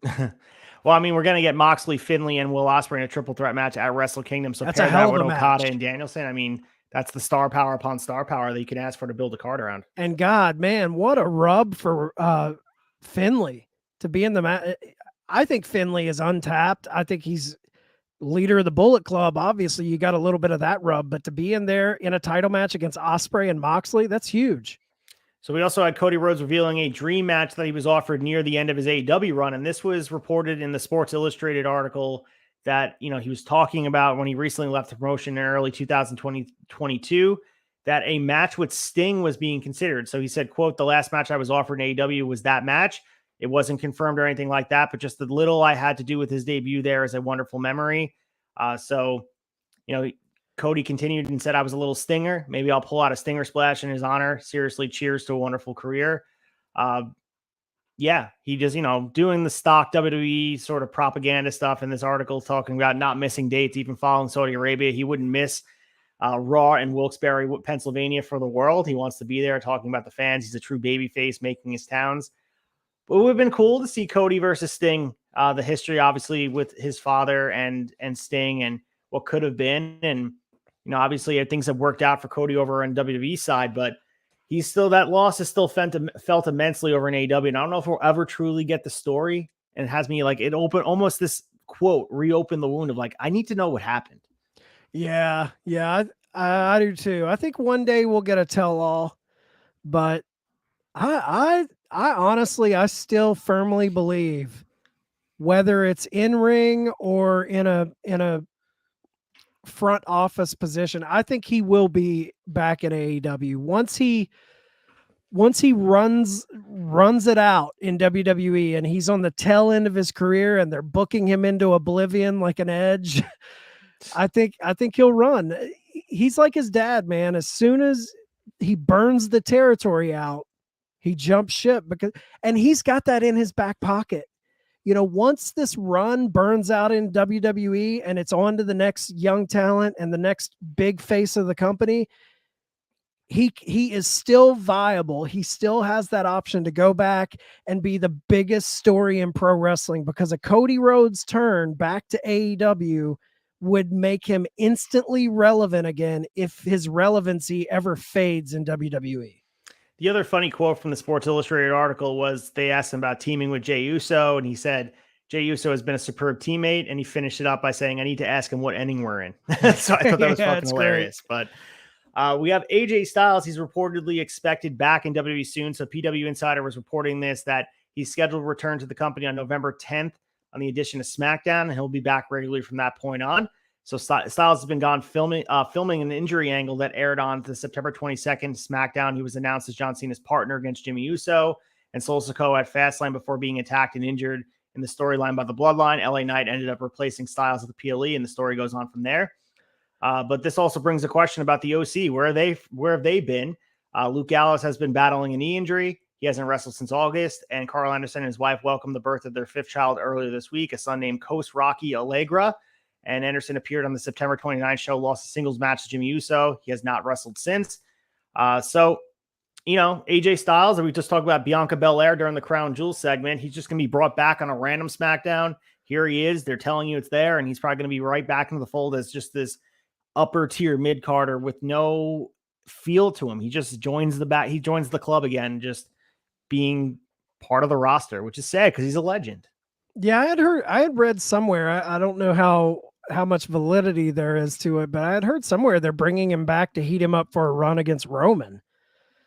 I wouldn't be opposed. That was originally supposed to be a crown jewel. I remember hearing that he was supposed to be the opponent, but obviously, I don't know if the injury was legit. They filmed the injury angle with the Bloodline stuff, but maybe he was banged up to a point where they wanted to rest him, or he just needed time off for another reason.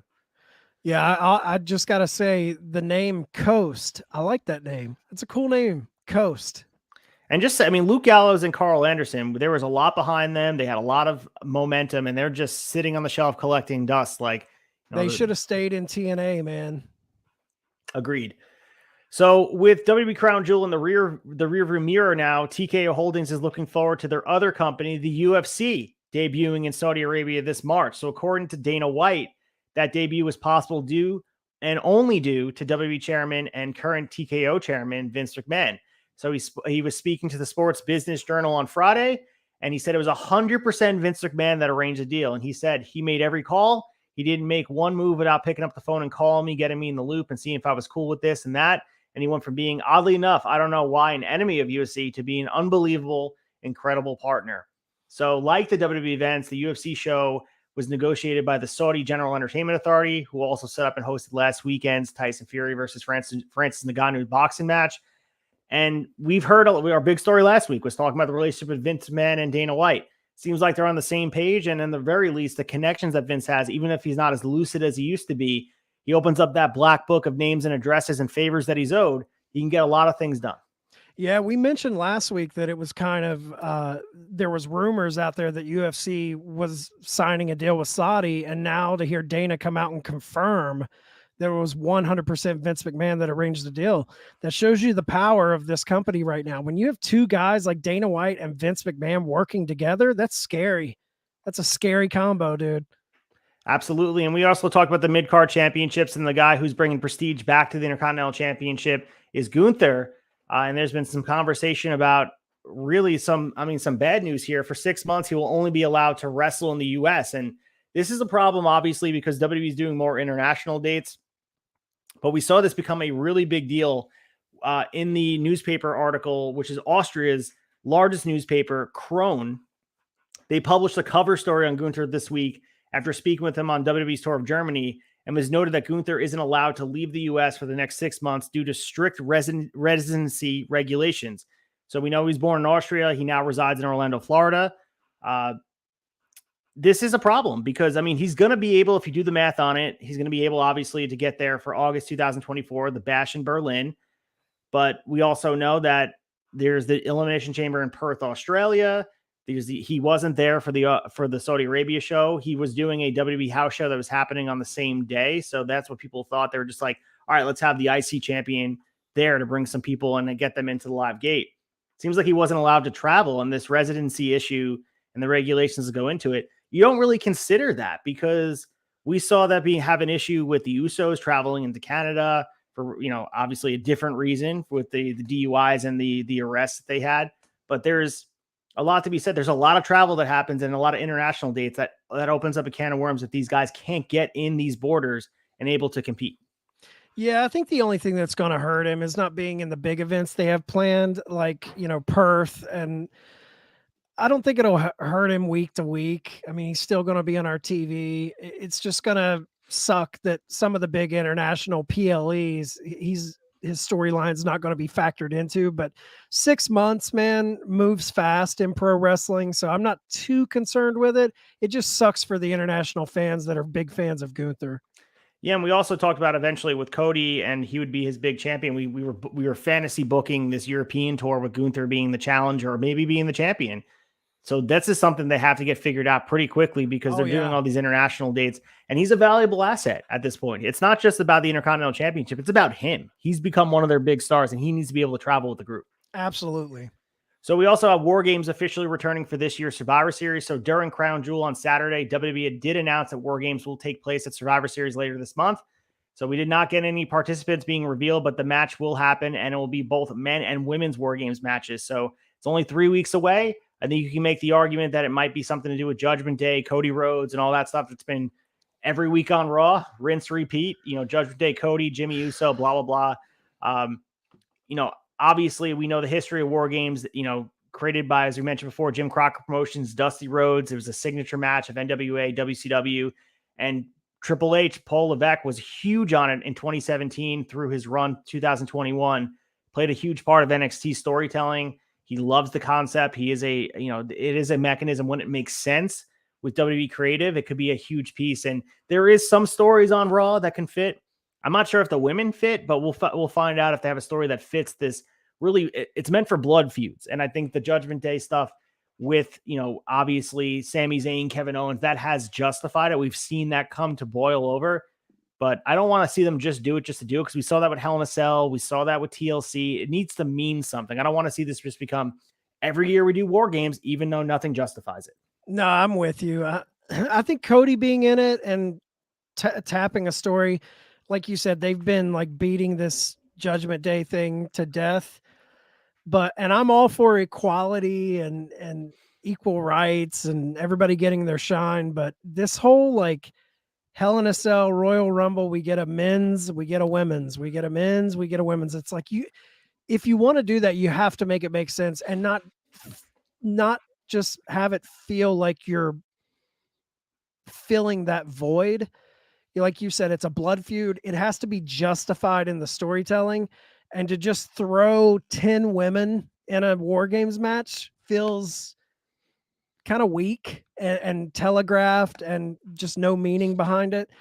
I would like them to alternate or something like, if you're giving the men a War Games match, then give the women the Hell in a Cell match at an event. Or if you're switch it up where it doesn't feel like every time there's a War Games, a Rumble, an Elimination Chamber, you have to give both the women's and men's division.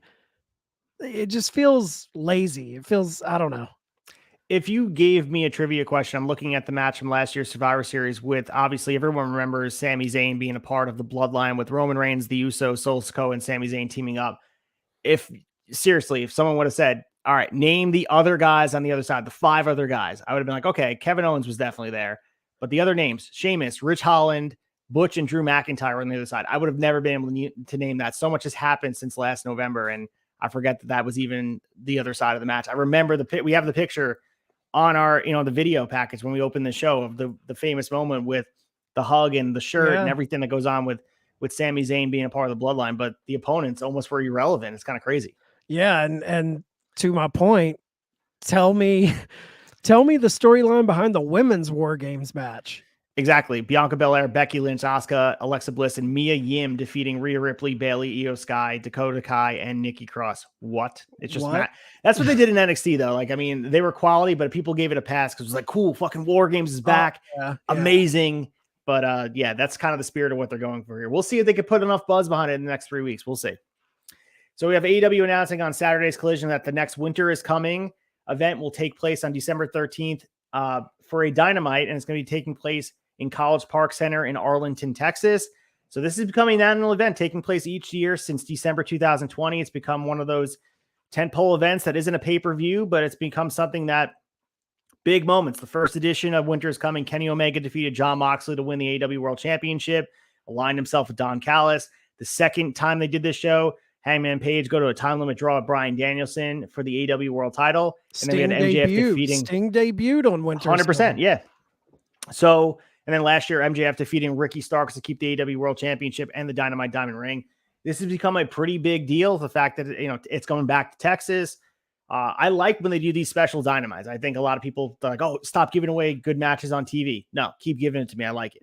Keep giving them to me. And I will say that out of all of the kind of special Dynamites, Winter is Coming feels like the biggest special Dynamite of the year.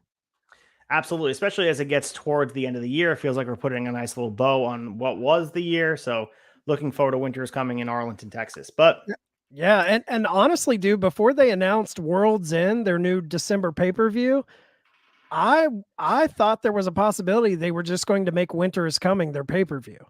That's how big possible. Winter is Coming is. Yeah. New Japan Pro Wrestling crowned the winners of the Super Junior Tag League 2023 at Power Struggle this weekend in Osaka. So Catch 22's TJP and Francisco Akira overcame Bullet Club's House of Tortures, Kanemaru, and Show. They claimed victory in the tournament finals at Power Struggle. So we are getting now the fact now, as I mentioned before, we get Bryan Danielson versus Okada. We have Sonata versus Naito. We also have as I mentioned, the Bullet Club War Dogs, Clark Connors and Drilla Maloney defend against United Empire's Catch 22, TJP and Francisco Akira. So by winning the Super Junior Tag League, they get an IWGP Junior Heavyweight Tag Team Championship match. This was cool. And I mean, they're telling some stories here on the undercard, and the Super Junior Tag League was a fun thing they did here. And, Catch 22, they're already former two-time IWGP Junior Heavyweight Tag Champs, so they're looking to regain their titles. I just love tag team wrestling being spotlighted in promotions. AEW puts an emphasis on it. The Junior Heavyweight Tag Team Championships, New Japan doing their thing. TNA has a great killer tag division. I just wish WWE would see some of the tag team wrestling out there and put more of an emphasis on it, because their tag team scene is atrocious right now. So we had Fox CEO Lachlan Murdoch came out and talked about the company needing an acceptable return on investment on its TV rights deal for SmackDown. So we saw SmackDown in the news, obviously returning to the USA Network beginning in October 2024. They spent, believe it or not, 5 years on Fox's Friday night schedule. So he was talking on today's Q1 earnings call, and Murdoch explained why Fox decided to move on. So this was very insightful from a guy with a lot of power in the media rights segment of the world. He said, "We are not hitting the advertising numbers due to the audience of the WWE for our return on investment to be above the levels that we would accept." He continued, "But also we didn't attribute enough significant retransmission revenue to the WWE either. So it made sense for us to move on.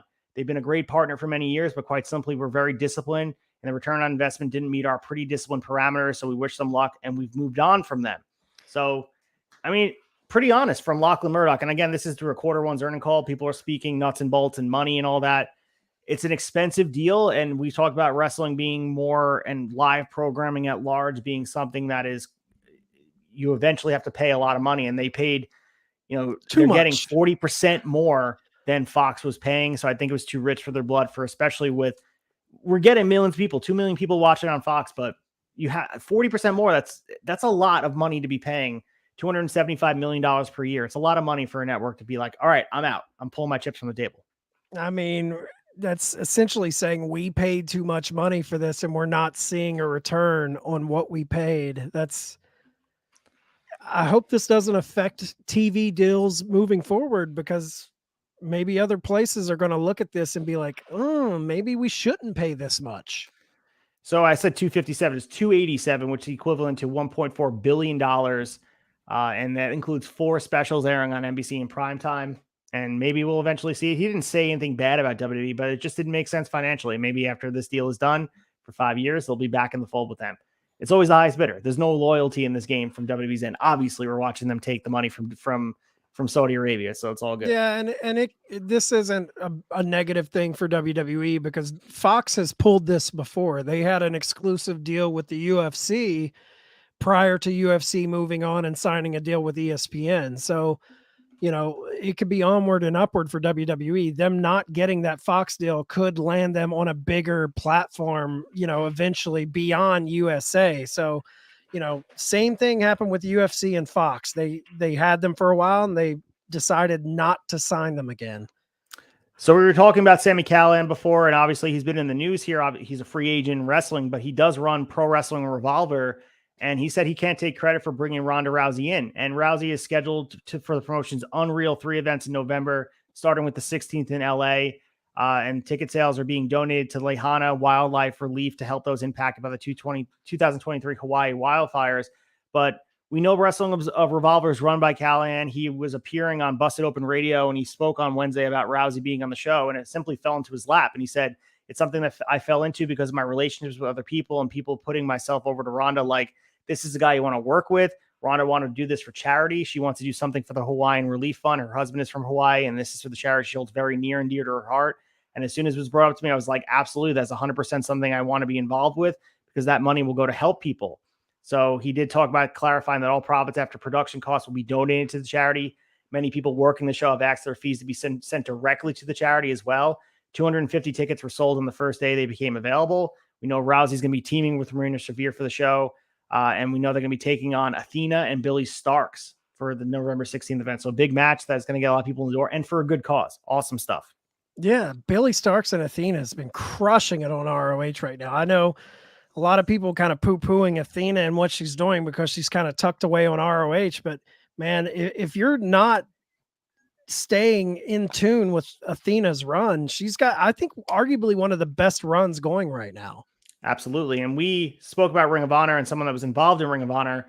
He got hurt. He signed with AEW, but Bandino is booked on the December 9th Riot promotion show in Mexico, which means he's a few weeks from being able to return. So this was done in quiet. We saw he was advertised for the December 9th show. AEW's done no advertising for him, but the fact that he's going to be back, I believe he had a fractured hand. So it looks like Bandito's going to be back, and I would love to see them heat him up and get him ready for the main event. Obviously, he had a lot of momentum going, but he's an attraction. He needs to be treated as such, and I can't wait to see him back on TV. He's one of my favorites. Like, when they signed him, I was so pumped. I think he's one of the best luchadors out there right now. I think he's got true main event potential. And like you said, I hope they heat him up and give him a legit spot on the card. So speaking of luchadors, we have Dragon Lee, and he's officially signed a new WWE main roster contract. We know his brothers Rush and Delistico are both signed to AEW, but it looks like Dragon Lee has a home in WWE for the immediate future. So in the new edition of Wrestling Observer newsletter, Dave Meltzer reports that Lee signed his new main roster deal last week. We saw him make a SmackDown debut the previous month. He was added to the roster page on the website. He's been with WWE since December 2022. He debuted in NXT this March. And we saw him face Dominic Mysterio on an episode of Raw this September. Got people excited about him, and they said maybe he needs to be on the main roster, so he jumped the line. He was featured on SmackDown last week, defeating Cedric Alexander. So Dragon Lee getting some momentum here, and maybe he's the heir apparent to the Lucha legacy that is Rey Mysterio, and Dragon Lee has a lot of potential to go out there and do his thing. Long live Lucha Libre, and hopefully he gets a lot of shot to shine like he can, because we know how great he can be. Yeah, I hope they handle him correctly, because in my mind, unless you're Rey Mysterio, WWE seems like it's where Lucha Libre goes to die. I would love to see them kind of pick the next guy out, the next heir apparent. Hopefully Dragon Lee is that guy, and they push him, because He's very talented, like you said, sharing bloodline with Roosh and Dralistico. Kid's uber talented. I hope they handle him correctly. So the interesting thing that Meltzer said in the newsletter was he kind of said what you said about Lucha Libre going to die. And he says, as noted, he went to people who knew the U.S. scene who told him he'd be lost in the shuffle in AEW. Previously in the past, people would have said not to go to WWE, given their track record for all the wrestlers who came from Mexico besides Alberto Del Rio. So it's interesting how it shifted a little bit where, I mean, you can't argue with what we're seeing on TV where you mentioned Bandito and, you know, we got Commander over there. Vikingo makes appearances and some of these guys all sort of blend together that do a lot of the same stuff that Dragon Lee does. And maybe he's a little bit different in WWE. He stands out in a good way. So maybe that's what he's expecting. Kind of shows how things shift over time. And maybe WWE, there needs to be more consistency. We know they clamor for eventually marketing towards the Mexican market. We saw they put all their eggs in that basket of Alberto Del Rio. Maybe Dragon Lee could be the guy. Who knows? But they're making international dates. We know they need that type of, that type of wrestler out there that adds a different appeal than just the standard cookie cutter wrestler. And the guy has a main event look. So hopefully they treat him right. Absolutely. Let's go to Dave's Raves and talk about his match of the week and performers of the week.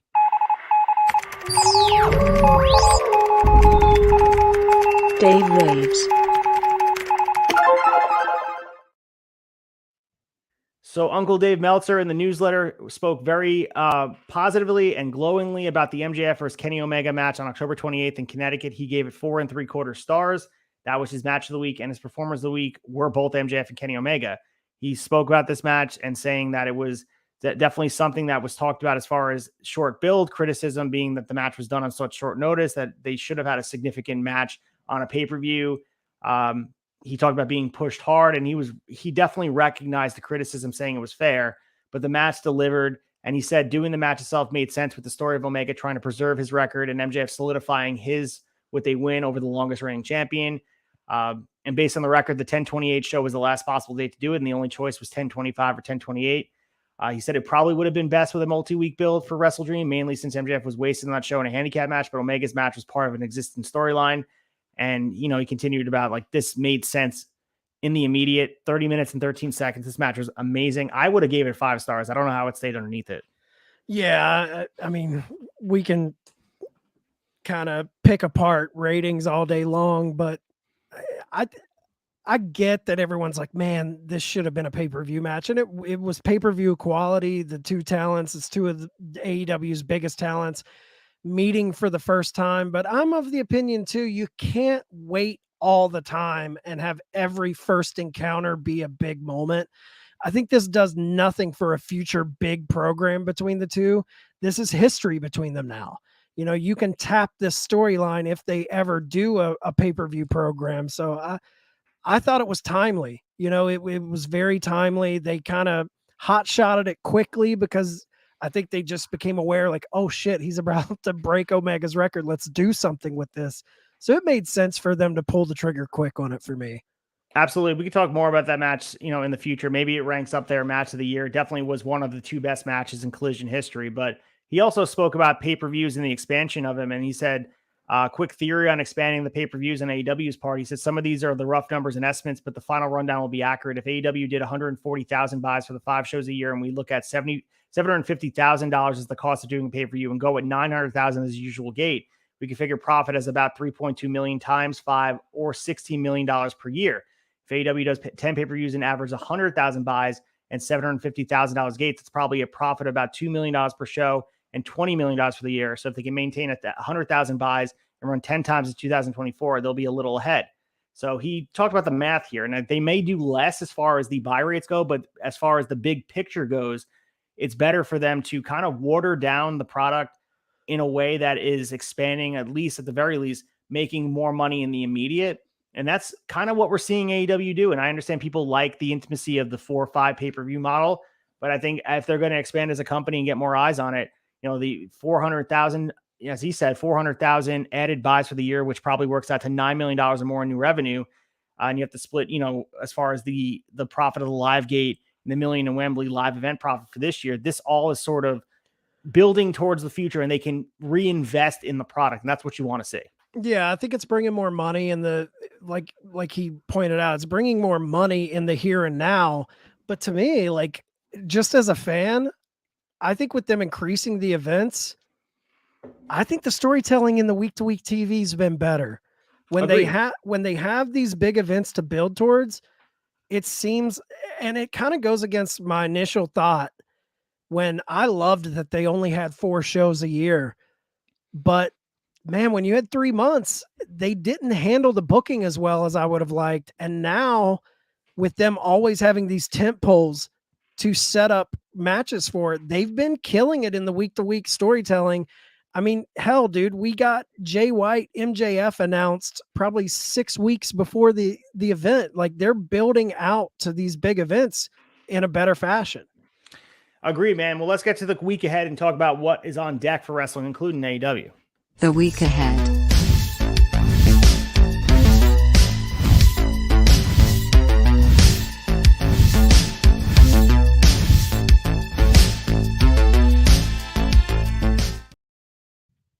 All right, for the week ahead, as we are watching right now, we have on Raw, the New Day, Xavier Woods and Kofi Kingston versus the Judgment Day. We have a Battle Royal to determine the number 1 contender to the World Women's Championship, the IC Championship number 1 contender match, Ricochet versus The Miz versus Bronson Reed versus Ivar, and Shinsuke Nakamura versus Akira Tozawa. So that's what's happening on Raw and the fallout of Crown Jewel. Yeah, I mean, Ivar, feel sorry for the guy. His partner is going to be on the shelf for a long, long time. So hopefully they do something with him, you know? On NXT, we have the NXT Heritage Cup. Noam Dar defends against Tozawa, so busy dude this week. Lyra Valkyria will make her return. Braun Breaker versus Von Wagner. The Iron Survivor Challenge qualifying match, Tiffany Stratton versus Fallon Henley. Another Iron Survivor Challenge match, qualifying match, Dijak versus Tyler Bate. Yeah, that Dijak Tyler Bate match is going to be fire. AEW Dynamite, the AEW World Championship, MJF defending against Daniel Garcia. The ROH TV Championship, Samoa Joe defending against Keith Lee. Jay White versus Mark Briscoe, Swerve Strickland versus Penta, Red Velvet versus Julia Hart. What a match for Mark Briscoe getting Jay White. I'm pumped. Hell yeah. Impact, we have the tapings from Chicago, the World Championship on the line. Alex Shelley defends against John Gresham, Deonna Purrazzo versus Tasha Steelz, and the Impact Digital Media Championship defended Tommy Dreamer versus Crazy Steve. So nice seeing Tasha Steelz back in the mix week to week. On SmackDown, we have Bobby Lashley versus Carlito. Some more fallout from Crown Jewel, maybe some Roman Reigns. Unsure exactly what we're going to see. And then on Collision on Saturday, Sting and Darby Allin and Adam Copeland teaming up versus The Righteous and Lance Archer with Jake Roberts. That's all we know right now. Pretty awesome association. We didn't talk about it here, but The Righteous and Lance Archer, I love it. Love it. It's such a great union with Jake Roberts as their manager. I love that they brought Lance Archer back in this fashion. Love it. But that's all we got for you guys. Thank you so much for joining us live here on this Monday. Yeah, rare live episode. Thanks for watching, guys. As always, you can find us at theturnbuckletavern.com. All the shows. Watch Raw Down tomorrow night. New night. Raw Down is back on Tuesday nights, 9 p.m. Eastern. So check those guys out over there. And Fig Night will lead them in at 7 p.m. All of our shows every night of the week, we got something for you, or we have audio on Apple and Spotify. So just search Turnbuckle Tavern. So make sure you guys check us out. We got Brace for Impact, Shot Nostalgia on Friday, Brace for Impact on Thursday.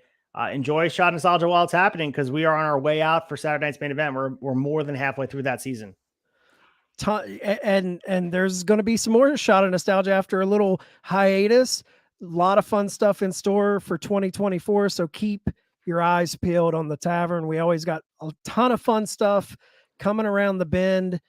But until next Monday, when we wine and dine with you kings and queens, stay out of the alley and away from the pork and beans. God luck and good speed. Reach for the sky, boy.